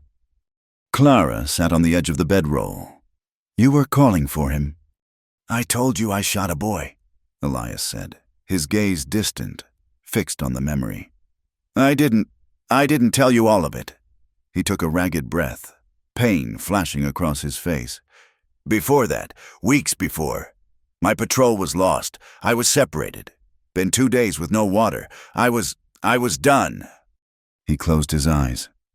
"He found me, the boy, Jonah. He was just a kid, hunting. He should have, by rights, left me, or killed me. I was cavalry. I was the enemy. But he didn't. He saw I was dying." Elias's voice was thick with the memory. "He gave me water from his own skin. He left a piece of dried meat for me. He just looked at me with these sad eyes. And then he vanished. He saved my life." Clara said nothing, her heart aching. "And then," Elias continued, his voice breaking, "the retreat, the one I told you about. It was chaos. We were running, and I saw him, on the ridge. He was just watching me. He wasn't armed. He was just there. And the captain, he pointed. 'Sniper!' he yelled. 'Take him! Thorne!' And I knew he wasn't. I knew him, and he looked at me, and he knew me, and he turned to run, and I—" A single hot tear escaped his closed eye and tracked down his temple. "I followed my order. I shot him. I shot the boy who saved my life. In the back." The confession hung in the small, silent cabin, a weight more profound than the storm, more suffocating than the snow. Clara looked at this broken, haunted man, this man who had killed, not in anger, not in self-defense, but in a moment of terrible, ordered weakness. This man who, in his fever, had confessed his love for her and his guilt to a ghost in the same breath. She reached out and gently wiped the tear from his face with her thumb. "You hate yourself too much to let anyone love you," she said softly. It was not an accusation. It was a statement of fact, a shared truth. His eyes opened, and he met her gaze. The pain in them was bottomless. He gave a short, bitter huff of air that might have been a laugh in another life. "Don't you?" he replied. The question hit her like a slap. He had offered his worst, darkest secret, and now he was asking for hers. Not the rumor she had fled from in the courthouse. The truth. She looked down at her own hands, resting in her lap. They were raw, chapped, the knuckles split and bleeding from the cold and the work. The hands that had dragged him home. The hands that had stitched his wound. The hands that had lifted a fireplace poker. "Yes," she whispered. She took a breath, and the words she had held inside for so long, the words she had never spoken aloud to anyone, began to spill out. "His name was William. My husband." She spoke to the fire, unable to look at him. "He was not a good man. At first it was just words. He called me stupid, worthless, barren. Then it was his hand, a shove, a slap. He liked to drink, and when he drank, he became mean." She was trembling, reliving it. "I had nowhere to go. My family was gone. I was his property. I just tried to be quiet, to be invisible. But that last night, he'd been drinking for 2 days. He lost his job at the bank. He said it was my fault, that I was a curse. He came at me. He said he was going to mark my face, so no one else would ever want me." She was crying now, silent, hot tears. "I was so scared. I'd never been so scared. I backed away, into the hearth, and my hand, it touched the poker.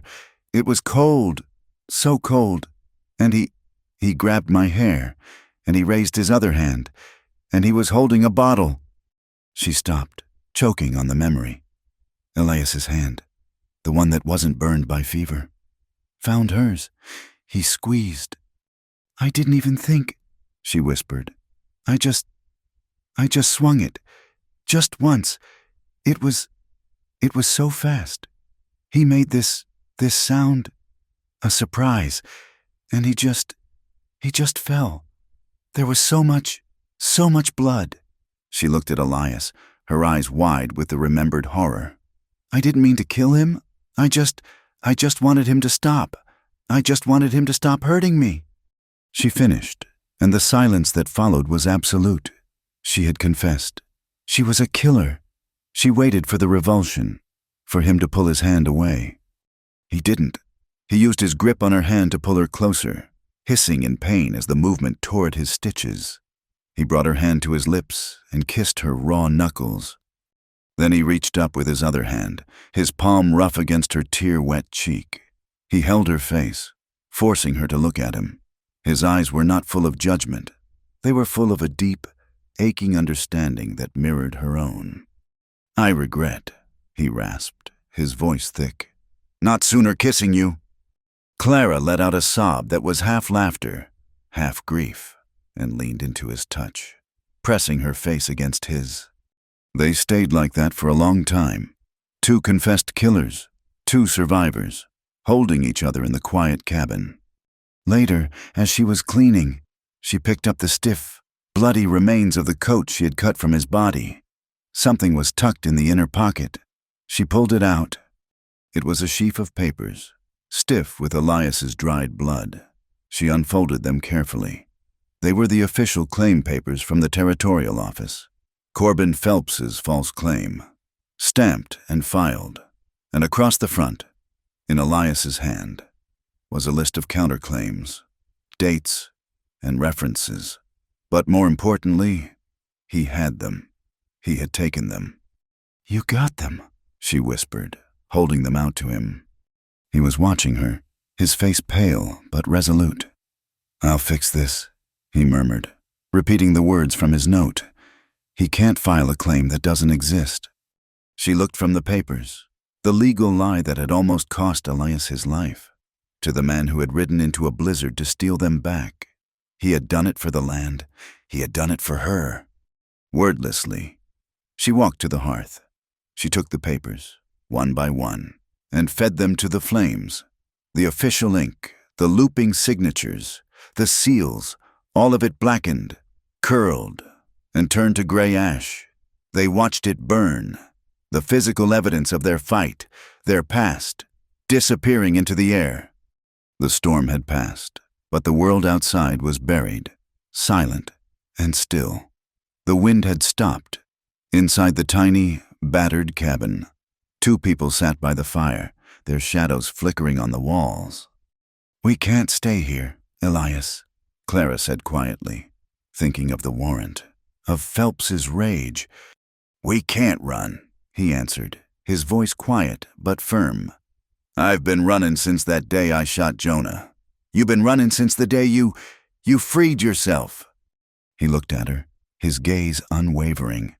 No more running. Not from him, not from them." He reached for her hand again. "Not from each other." Clara met his gaze. He was right. She was tired of running. She was tired of being afraid. She was tired of hating herself. She took his hand. "No more running."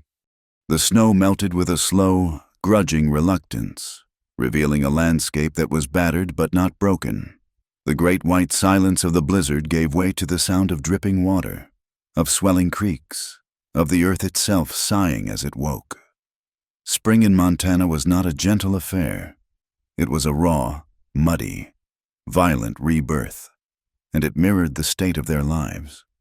Elias healed, the wound in his side, crudely stitched by Clara's trembling hands, puckered into another scar, joining the constellation of violence that mapped his body. He moved with a stiff, pained grace, his limp now a permanent, dragging counterpoint to his long strides, But he was alive. He worked, his face set in grim lines, rebuilding the fences the blizzard had torn down. His silence no longer one of distance, but of deep, churning thought. Inside the cabin, the space between them had changed. They were no longer two strangers forced into proximity. They were allies, their confessions hanging in the air like smoke, binding them in a way no spoken vows could. Clara would tend to his bandage, her fingers no longer hesitant, and he would let her, his hand resting on her arm. A silent, grounding pressure. They spoke of the future, not in dreams, but in plans. Crop rotation, the health of the horse, how many bullets were left in the box. Their nights were a different kind of quiet. The shared bedroll was no longer just a place of solace, but a place of grim, desperate tenderness. They found in each other's arms a temporary fortification against the world, a reassurance that they were not alone in their pasts, but even in their intimacy, the ghosts remained. He would still wake from nightmares of Jonah, and she would lie awake, staring at the ceiling, the phantom weight of a poker in her hand. The thaw brought life, but it also brought Corbin Phelps. The war began not with a gunshot, but with a series of cowardly, creeping aggressions. The new fence posts Elias had set were found snapped, not rotted, but kicked in. The small dam he had built to divert water to a patch of ground for a garden was torn apart, the creek running muddy and useless. They were petty, infuriating acts, designed to wear him down, to remind him that Phelps owned the valley, owned the law, and owned the town. Clara felt the eyes on her whenever she rode to the general store. The rumors of the courthouse hearing had solidified into hard fact in the town's mind. She was the Kansas killer. The whispers were louder now, no longer hidden. Women pulled their children away as she passed. Men watched her with a mixture of fear and a dark, leering curiosity. She bought their few supplies, her back straight, her face a mask, and rode out, the hatred of Oxblood Ridge a physical weight on her shoulders. One afternoon, Elias found one of his 2 milk cows. She was lying by the creek, her side bloated, her eyes wide and staring. She had been shot. Elias stood over the animal for a long time, his face unreadable. He just looked, his jaw working silently. Then, with a weary sigh, he unhitched his knife and began the long, grim task of butchering the animal. They could not afford to waste the meat. Clara helped him, her stomach rolling, her hands covered in blood that was not her husband's, but felt just as guilty. This was because of her. This was the price of her presence. The final, unforgivable act happened a week later. Elias had hired a boy, Silas, the 17-year-old son of a small, failed homesteader who lived on the edge of town. Silas was a quiet, hard-working boy, and he worshipped Elias, unafraid of the rumors. He was helping Elias re-roof the barn, earning a few dollars to help his family. Clara was riding back from the creek when she found him. He was lying on the road, half a mile from the cabin. He was not on the road, so much as tossed beside it, like a sack of grain. For a heart-stopping second, she thought he was dead. She leaped from the horse, her skirts tangling in the brush. "Silas!" He was alive, but barely. His face was a ruin. One eye was swollen completely shut, his lips split to the nostril. He was breathing in shallow, whistling gasps, and his shirt was dark with blood from a wound she couldn't see. They just came," he whispered, blood bubbling on his lips. "3 of them. Phelps's men. They said I was working for a killer. For you." Clara's vision went red. This was a child, a boy, beaten half to death as a message. She got him onto her horse, his weight a terrible, limp burden, and brought him to the cabin. Elias was there, saw them ride in, and his face, his haunted, quiet face, went dark with a rage she had never seen. It was not the hot rage of a brawler. It was the cold, dead rage of a man who had seen too much and had finally seen enough. They tended to the boy, Elias stitching his side with the same needle Clara had used on him. The boy's ribs were broken. His jaw was likely cracked. That night, after they had made Silas as comfortable as possible on Clara's old cot, she confronted Elias. The cabin was thick with the smell of blood and fear. "You have to stop this," she said, her voice low and shaking. "He could have killed that boy. Elias, he will kill him. He will kill us." "I know," Elias said. He was cleaning his rifle, his movements methodical, precise. "Let's go," she pleaded, the words tearing out of her. "Let's just go. We can sell the claim for nothing. We can go to Oregon, to California. Somewhere they don't know us. Somewhere my name isn't a weapon." She was crying now, frustrated, terrified tears. "We can't win this. He owns this place." Elias stopped cleaning. He set the rifle down. He turned to her, and his eyes were full of the same sorrow she'd seen that day by the river. "We run. We let them win," he said, his voice quiet but absolute. "We let him win. We let your husband win. We let the men who scarred my back win. We let the captain who made me shoot a boy win. I'm done running. Clara, this place, this land, it's all I have. It's all we have. I won't be run off it." His words struck her. He was right.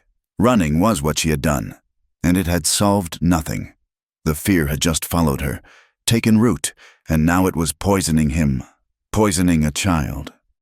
"All right," she said, her voice hardening. "We don't run." She wiped her face, her mind clicking into a cold, practical place. "Then we fight, but we fight smart." He looked at her, curious. "That boy," she said, nodding to Silas. "He has a family. If you die—" "Elias, what happens to this land? What happens to me? Corbin Phelps will throw me off it before your body is cold. That lawyer as much as said I have no rights here. The town, they'd probably help him." Elias's face tightened. He understood. He had not thought that far ahead. "I am a mail-order bride who may or may not be a wanted killer," Clara continued, her voice brittle. "I am nothing. If we are going to stay, if we are going to fight him, I need to be more than that. I need to be your wife, legally, on paper.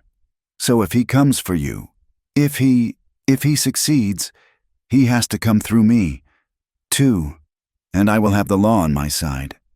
It was the least romantic, most practical proposal in the history of the world.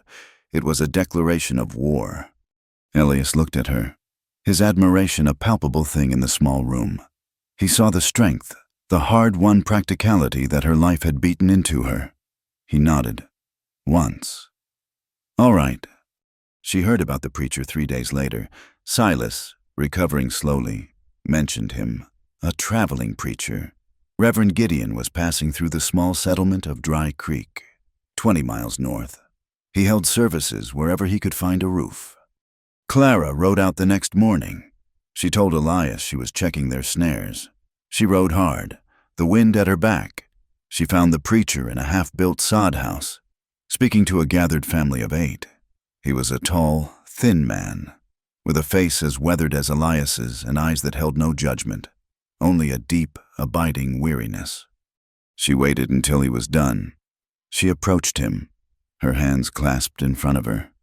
"Reverend, I need to be married." He looked at her mended dress, at the desperation held tight in her frame. "Marriage is a holy union, child." "I know what it is, sir," Clara said, her voice firm. "It is also a legal contract. There is a man, Elias Thorne, and we need to be married. Today, we can pay—" She pulled a small cloth pouch from her pocket. It held the last of her money. The coin she had hidden from William. The coin she had brought from Kansas. The preacher looked at the money, then back at her face. He saw the truth there, the urgency, the fear. "There is trouble."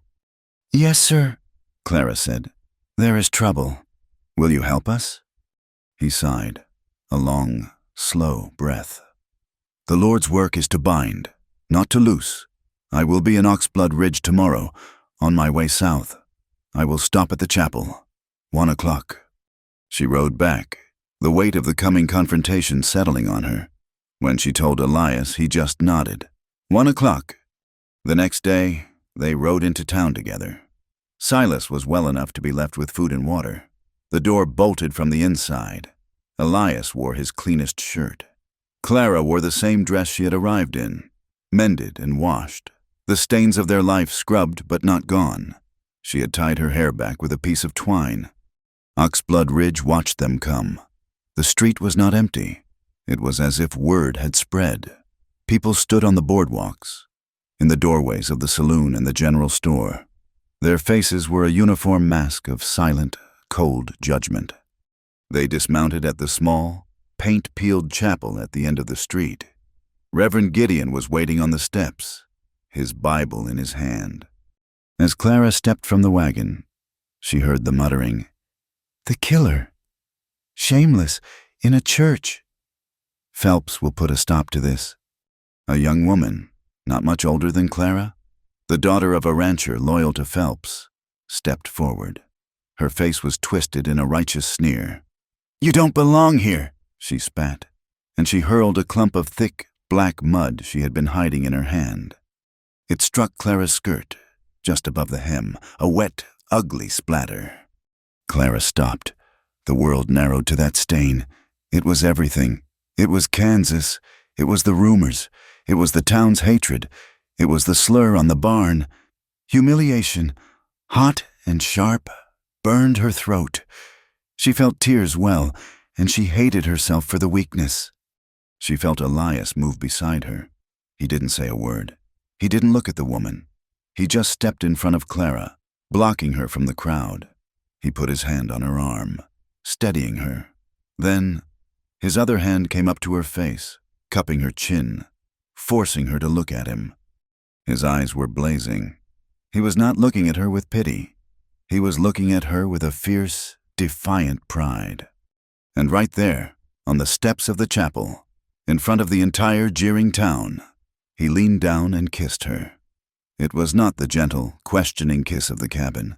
It was a hard, firm, possessive kiss. It was a brand. It was a claim. It was a challenge to every single person watching. "She is mine." He lifted his head, his eyes still locked on hers, and said, loud enough for all to hear, "Let's go, wife." He took her hand, his grip like iron, and pulled her past the stunned, silent crowd, through the chapel doors, leaving the town and the mud behind. The ceremony was short. The chapel was empty, save for them and the preacher. The air was cold, smelling of dust and disuse. They stood before the reverend, their hands linked. Elias's limp was pronounced on the wooden floor. Clara's dress was stained. They were a broken pair. To have and to hold from this day forward. The words felt strange. From another, softer world.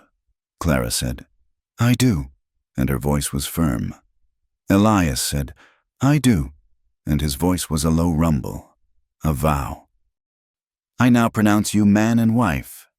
Before the preacher could even close his Bible, the chapel doors slammed open, banging against the walls. The sound was like a gunshot.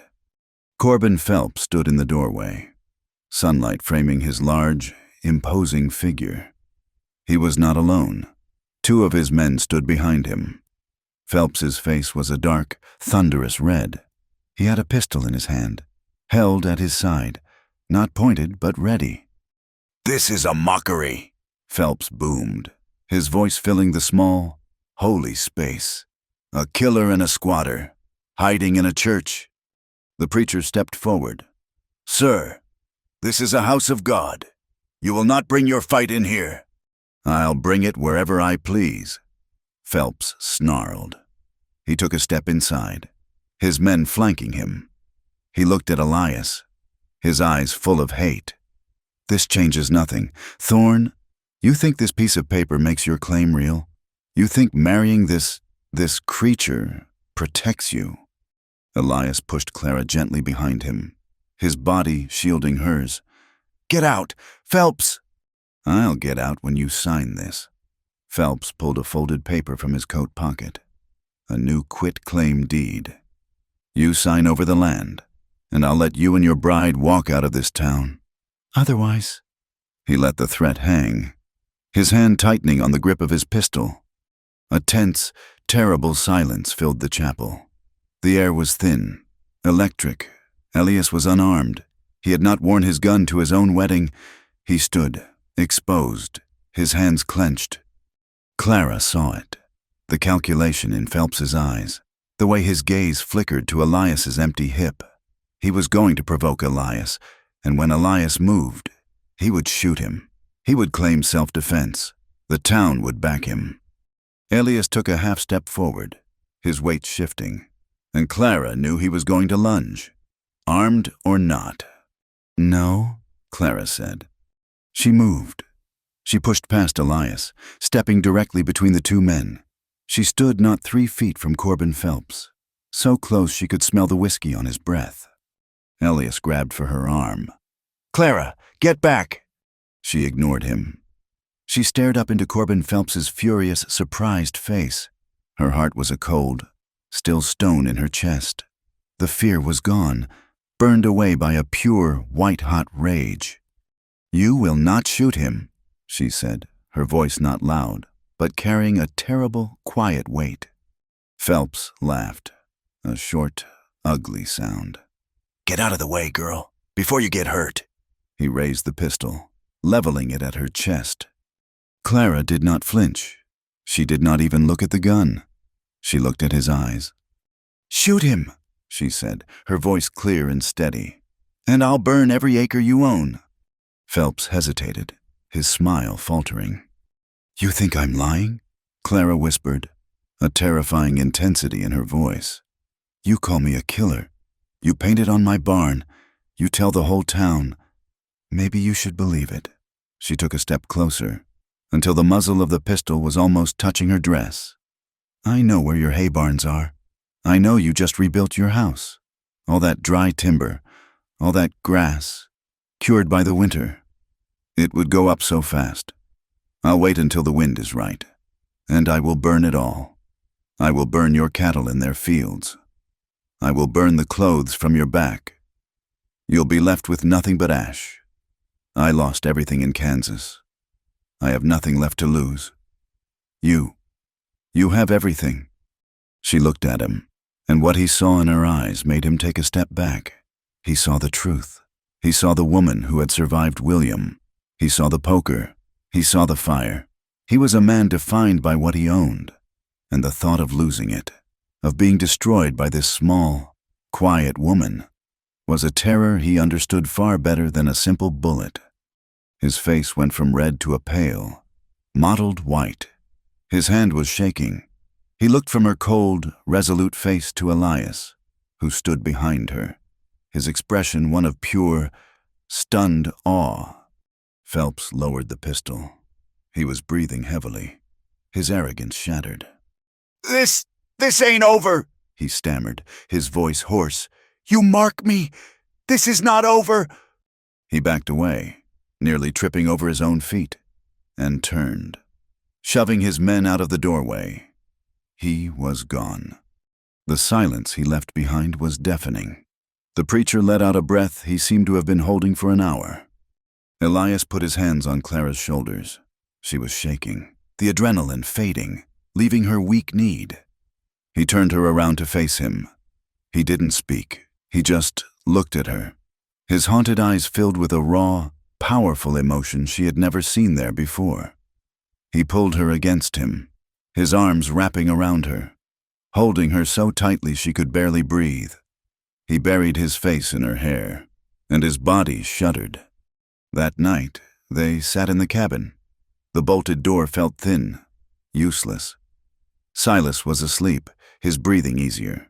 The marriage certificate, signed by the Reverend, lay on the table, a flimsy piece of paper against the coming storm.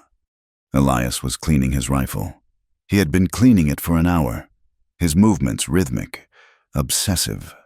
Finally, he stopped. He looked over at Clara, who was sitting on the bedroll, watching him. He won't stop, Elias said, his voice flat, a grim statement of fact. Not now.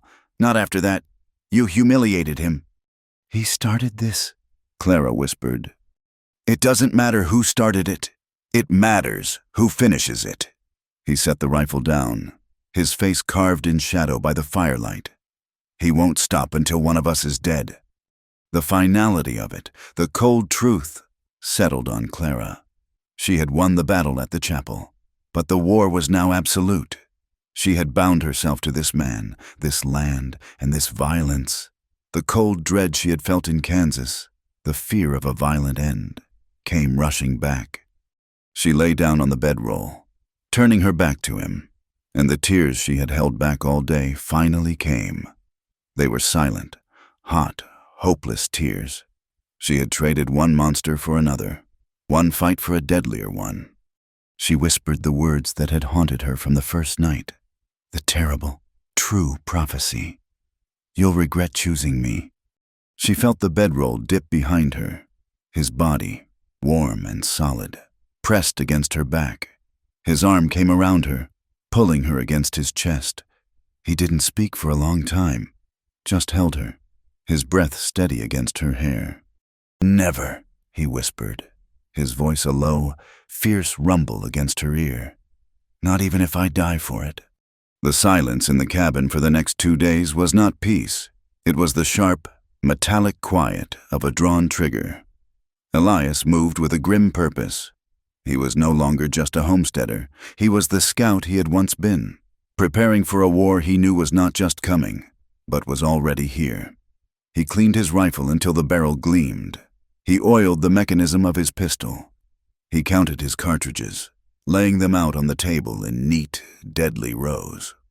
He looked at Silas, who was sitting up now, his face a landscape of purple and yellow bruises. Silas, Elias said, his voice flat. You need to go. Take your family. Ride east. Do not stop until you hit Miles City. I ain't leaving you, Mr. Thorne, the boy protested, his voice thick from his split lip. I can fight. I can... No, Elias cut him off, his voice absolute.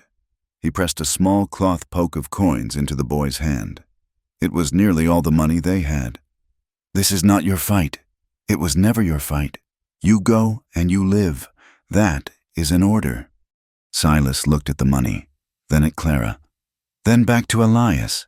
He saw the finality in the man's eyes. He nodded, his one good eye filling with tears. Yes, sir. He gathered his few things and slipped out of the cabin, a ghost disappearing into the trees, leaving the two of them alone. Elias and Clara did not sleep. They sat at the table, the fire burning low, and waited. He expected them to come under the cover of dark. He expected a siege, fire arrows, a dozen men surrounding the cabin. He had barricaded the one window with the table, leaving a small slit for his rifle. He was prepared to die on this land, the land that was now legally theirs, legally hers. Clara watched him. She watched him check the load in his rifle for the 10th time.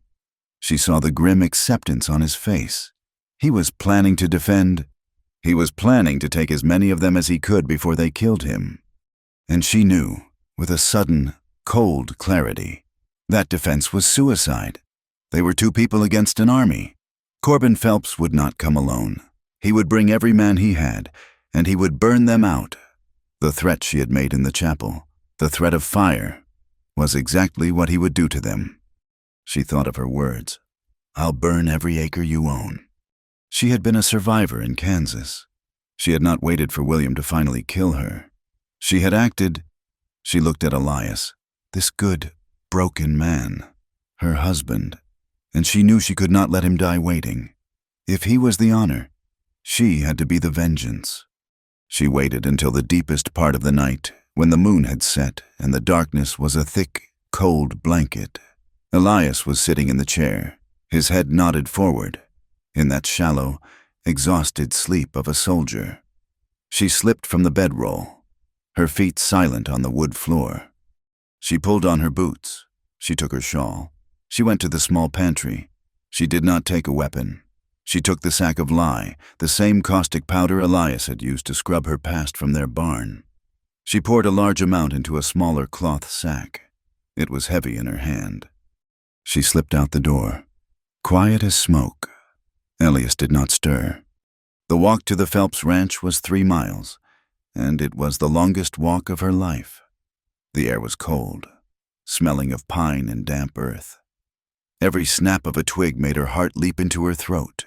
She moved not along the road, but in the shadow of the trees, her eyes fixed on the distant dark mass of the Phelps ranch house. It was a fortress. The house was dark, but the large stable was lit by a single, low-burning lantern.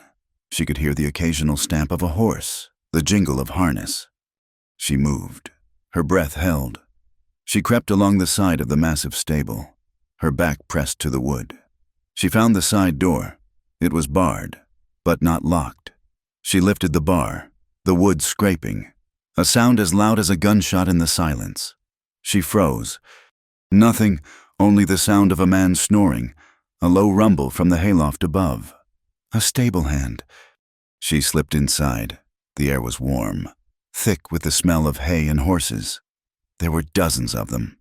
Fine, strong animals, lined up in their stalls, the instruments of their war. She found the main water trough, a long, deep basin fed by a pipe from the well. She found the feed bins. She opened her sack. The outline of her plan was simple. Not to kill, but to cripple, to ground them. She began to pour the lye into the water trough, the white powder clouding the dark. Still water. She dumped the rest into the main bin of oats, stirring it deep with a shovel. It would not kill them instantly, but it would sicken them, burn them from the inside. They would not be riding for days. "Well, now, what do we have here?" The voice came from above. Clara spun, her heart stopping. The stable hand was standing in the loft, a pitchfork in his hand, silhouetted against the lantern. It was the same man who had sneered at her in the general store. He jumped down, landing softly in the hay. "It's the killer bride," he sneered, his teeth white in the gloom. "Come to poison the horses, have you? The boss is gonna love this." He lunged for her. Clara scrambled back, but he was fast. He grabbed her arm, his fingers like a steel trap. "Gonna have some fun before I call the boss." Clara reacted without thought. She was not the weeping woman from the courthouse. She was the woman who had dragged her husband from a blizzard. She was the woman who had faced down a pistol in a church. She clawed at his face with her free hand. He cursed, striking her across the mouth. The blow sent her staggering back, the taste of blood filling her mouth. He laughed and came at her again. She still held the empty lye sack. She swung it, and the residual white dust flew from it, directly into his eyes. He screamed, a high, terrible sound, as he dropped her, his hands flying to his face. "My eyes! My eyes!" He thrashed, blinded, the caustic powder already working. Clara did not wait. She ran. She burst out the side door just as lights flared in the main house. Men were shouting. The stable hand's screams had woken the entire ranch. "She's here! The witch! She's in the stable!" he shrieked. A shot rang out, the bullet whining past her head, striking a tree beside her. She ran, plunging into the darkness, into the trees. She did not run on the road. She ran through the brush, falling, picking herself up, her lungs on fire. She could hear them behind her, yelling, disorganized, their pursuit hampered by the dark, and she prayed by the sick horses. She burst back into the cabin, slamming the door, dropping the bar. Elias was on his feet, rifle in hand, his eyes wide, instantly awake. He saw her. Her dress was torn. Her face was already swelling, a dark bruise forming on her cheek. Her lip was split and bleeding. "Clara," he breathed, his voice a terrible, low sound. "What did you do?" "I stopped them," she gasped, leaning against the door, her body shaking. "The horses, the lye, in the water, in the feed, a man. He caught me, he hit me, but I stopped them." Elias looked at her battered face, and his own went pale. The blood drained from it, leaving only a cold, hard mask. He understood. She had not just crippled them, she had signed their death warrant. Phelps would not send his men now. He would come himself, enraged, with whatever horses he could find, to finish this. But she had also given him an advantage. The ranch was in chaos. They were blinded. They were disorganized. His decision was instant, absolute. He was no longer a defender. He was an attacker. He would not wait for them to come. He would ride into the chaos she had created. He walked to her, his movements stiff. He put his hands on her shoulders, his gaze burning into hers. "You did good," he said, his voice rough. He kissed her, hard, a desperate final kiss that tasted of her blood and his fear.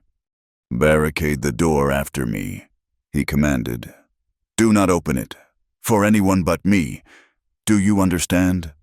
She nodded, her eyes wide with terror. "I will be back," he said. It was not a promise. It was a statement of fact. He unbolted the door, grabbed his rifle, and stepped out into the gray, pre-dawn light. Clara watched him go to the lean-to, saddle Ajax, and mount. He did not look back. He kicked the horse into a gallop and disappeared. A lone, dark rider against the rising sun. Elias rode not with the blind fury of an avenger, but with the cold, focused mind of a scout. He cut through the woods, approaching the Phelps ranch from the rear, from the high ground. He dismounted a quarter-mile out, tying Ajax in a dense copse of pines. He moved on foot, his rifle in his hand, his limp a silent rhythm on the pine needles. He reached the ridge overlooking the ranch. It was just as he had suspected, chaos. Men were shouting, horses were screaming in the stables, a terrible, high-pitched sound of animals in agony. 3 or 4 men were trying to saddle horses in the main corral, but the animals were skittish, unwell. Corbin Phelps was on the porch of his ranch house, his face purple with rage, a pistol in his hand. He was wearing his nightshirt, his hair uncombed. "Find her! Find him! I want them dead! Do you hear me? Dead!" Elias watched, his breathing slow, steady. He was one man against at least 6, but they were confused, angry, and exposed. He was hidden, calm, and focused. He lifted his rifle. He sighted on the nearest man, one of Phelps's hired guns, a man known for his quick temper. He squeezed the trigger. The shot was flat, sharp in the morning air. The man in the corral spun, a look of surprise on his face, and fell. The yelling stopped. The other men dove for cover. "Where did that come from?" one shouted. "The ridge! He's on the ridge!" Phelps fired his pistol wildly in Elias's direction, the bullet whining harmlessly overhead. Elias had already moved, slipping 20 yards to his left. He saw another man peek out from behind a water trough. Elias fired again. The man yelled, clutching his shoulder, and scrambled back. "He's in the trees!" Phelps roared. He was furious, trapped, humiliated on his own land. He fired again. Get him, you cowards!" He ran from the porch, seeking better cover. He ran toward the massive, dark shape of the main barn. Elias saw his move. This was it. Elias broke cover, running, using his limp to his advantage, a broken, staggering gait that was hard to track. He ran down the slope, toward the side of the barn, keeping the structure between him and Phelps. The remaining men fired at him, but their shots were wild, panicked. He reached the barn door, the same one Clara had used. He slipped inside. The barn was dark, vast. Shafts of gray dawnlight cut through the slats. It smelled of hay, lye, and sick animals. In the stalls, horses groaned and kicked. "Thorn!" Phelps' voice echoed from the shadows. "You coward! You send your woman to do your dirty work, and then you shoot from the shadows." Elias did not answer. He moved, silent as a ghost, down the central aisle, his rifle ready.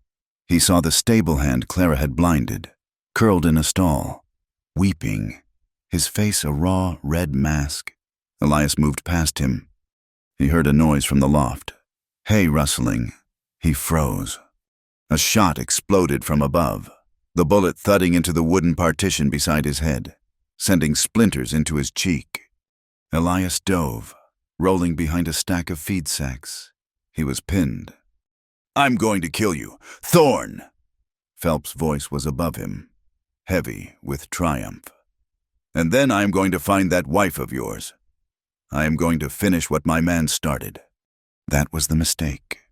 Elias felt a cold, white-hot calm settle over him. He saw Phelps' shadow move in the loft. He was shifting, trying to get a clean shot. Elias waited. 1 breath. 2. Phelps leaned out, his large form silhouetted against a high window. Elias moved. He stepped out from behind the sacks, raising his rifle. Phelps saw him and fired. The shot was fast. Elias felt a white-hot searing pain tear through his side. It was as if he had been kicked by a mule. The force spun him around, and he stumbled, his rifle falling from his grasp. He hit the ground. The wind knocked from him. He heard Phelps laugh, a triumphant, ugly sound from the loft. Got you, you squatter!" Elias lay on his side, the straw-covered floor digging into his cheek. The pain in his ribs was immense, a spreading, wet heat. He could feel the blood. He heard Phelps climbing down the ladder, his boots heavy on the rungs. "Now, to finish this." Elias did not move. He let his body go limp. His pistol was still in the holster on his hip. His hand was only inches from it. Phelps landed on the floor, breathing heavily. He walked toward Elias's prone body, his pistol raised. He kicked Elias's fallen rifle away. "Not so tough now, are you?" Phelps sneered, standing over him. He leveled his pistol at Elias's head. Elias moved. He drew his pistol, rolling onto his back, and fired up 1 shot. The sound was deafening in the enclosed space. Corbin Phelps stopped. His pistol wavered. He looked down at his chest, at the small, dark hole that had appeared in his nightshirt. He looked at Elias, his expression not of anger, but of pure, stupid surprise. He tried to speak. A small, wet sound came from his mouth. Then he crumpled, falling forward, his face landing in the hay. Silence.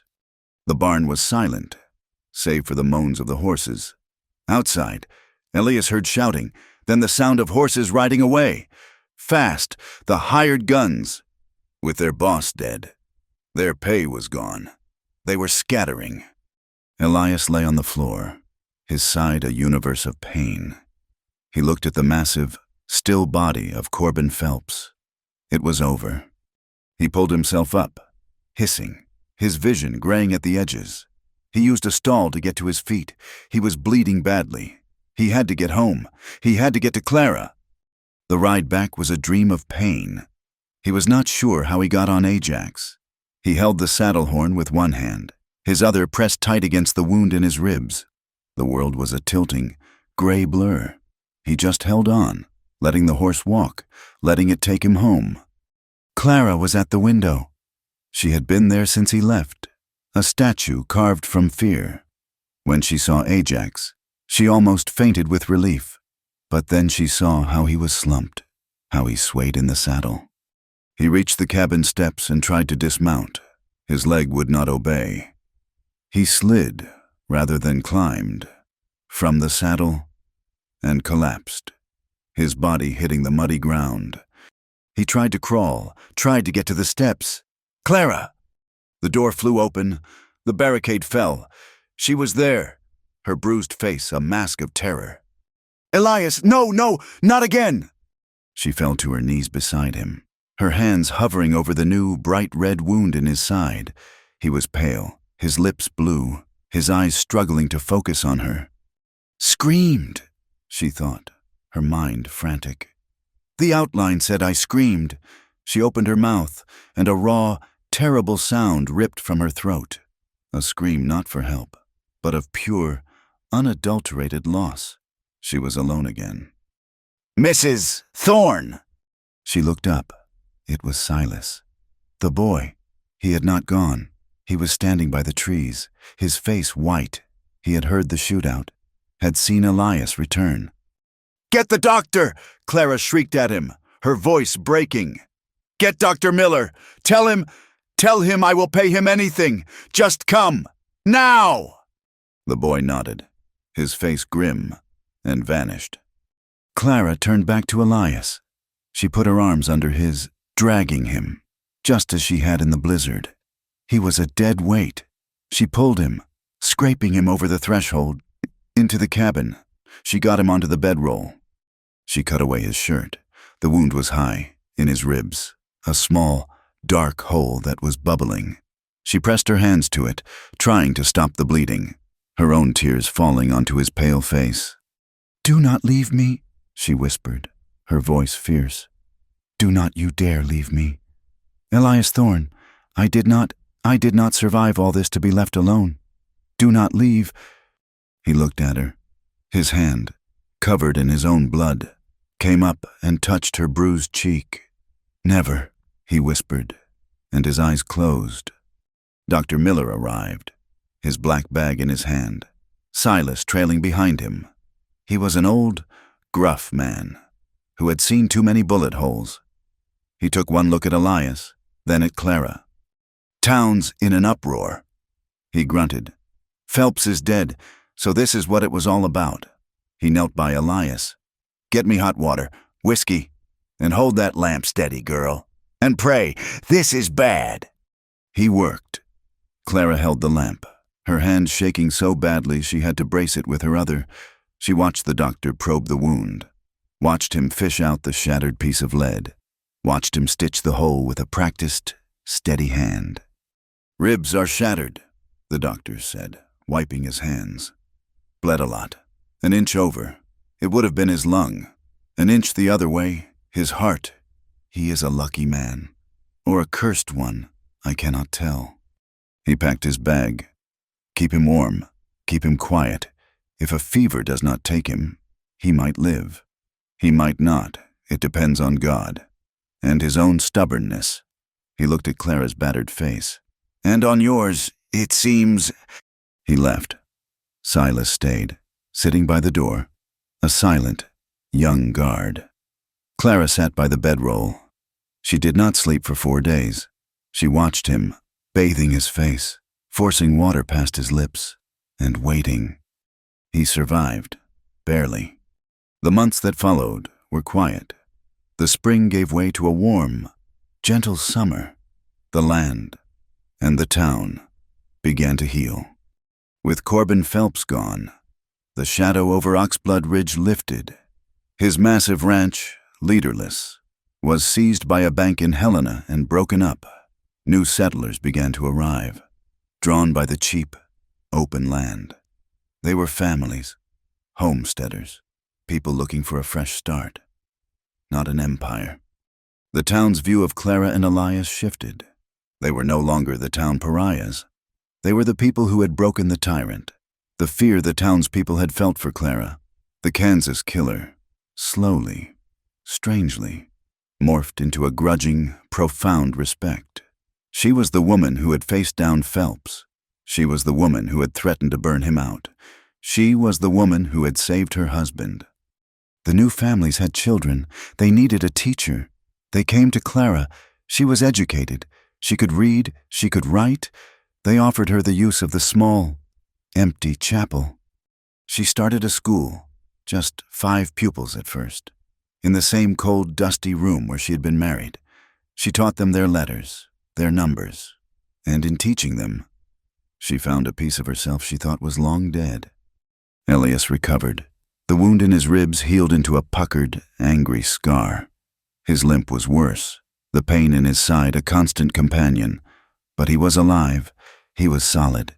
He worked the land, rebuilding the barn that had been shot up in the final fight.